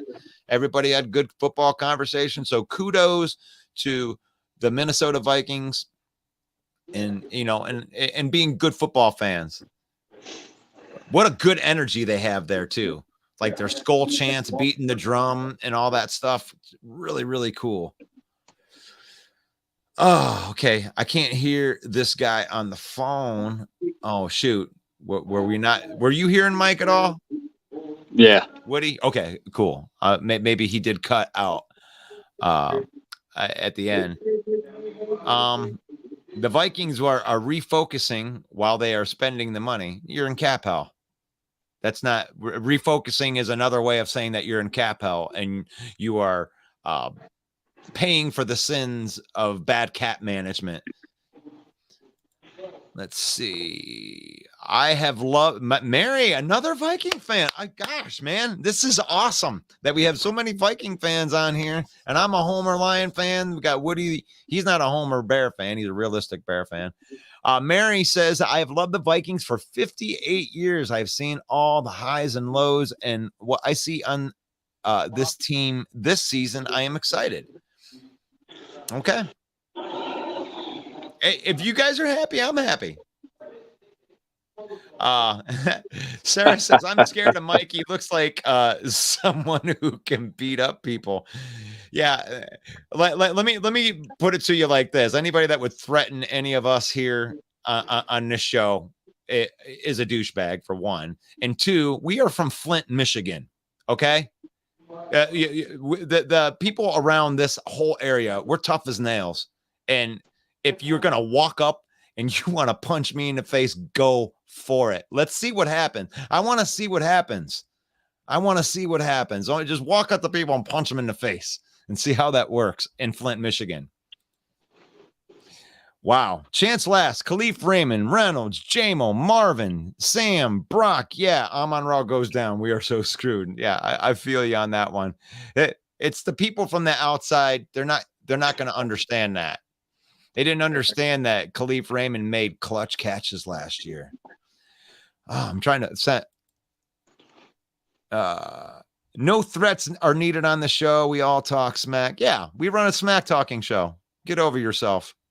We love it. Proud football fans on here. That's awesome. Wow, no Bears comments. I'm trying to see it. I've been looking through. I'm trying to find no some questions. Bears. Oh, geez, I'm hurt. Yeah. Well, maybe I guess I said it all. Yeah. And where can they listen to you say it all? Because I'm gonna take off now that I've gotten through all these comments right here. So go ahead and throw a plug out here, and we're gonna close this show out. Thank you, everybody. Right now on Sunday mornings or Sunday afternoons, 12:30 Central Standard Time, House Hall Report. Come join us on the panel. When the season starts, we will be doing Wednesday nights, 7:30 Central Standard Time, and Sundays at 12:30 Central Standard Time. Come join us. Come see the Woody wrap-up. The Woody wrap-up. That almost sounds as good as the Cox comment. Oh, man, I've had a lot of fun today. This was actually over 2 hours, and I appreciate every single one of you out there talking football. And now we're in August. We are getting a little bit closer. We're actually going to have real football action. August 12th, Bears, Tennessee. August 12th, we're actually going to have football this Thursday as the Hall of Fame kicks off, and we're going to have football to talk about. If you're a Packerhead and you want some good Packer news, get your Packer news at Bill the Packer Fan. He's the home of the Frozen Tundra Network. They're going to be going live. They go live on Saturdays and Fridays and Saturdays. And we are with the Detroit Lions Villain Squad. And really, go out and follow these platforms right here. We get the opportunity to broadcast into these 8 good platforms where we have a good array of mixed fans between Lion fan, Bear fan, Viking fan, and Packer fan. Just having good football conversation. Sometimes we get a little bit chippy in here, but that's okay. That's okay, because that's what happens when you have the opposing fan bases in there. So go give us a follow if you like more content like this. Thank you to the Detroit Lion News for allowing us to broadcast into their platform. They have like 55,000 strong as far as their Lions fans. And it's really awesome that you allow us to build our page and engagement of avid football fans that are in here talking football every single weekday morning at 11 a.m. And my name's Russell Wayne, and from Woody and Russell Wayne, this has been NFC North Talk. Peace out. Peace out. One pride.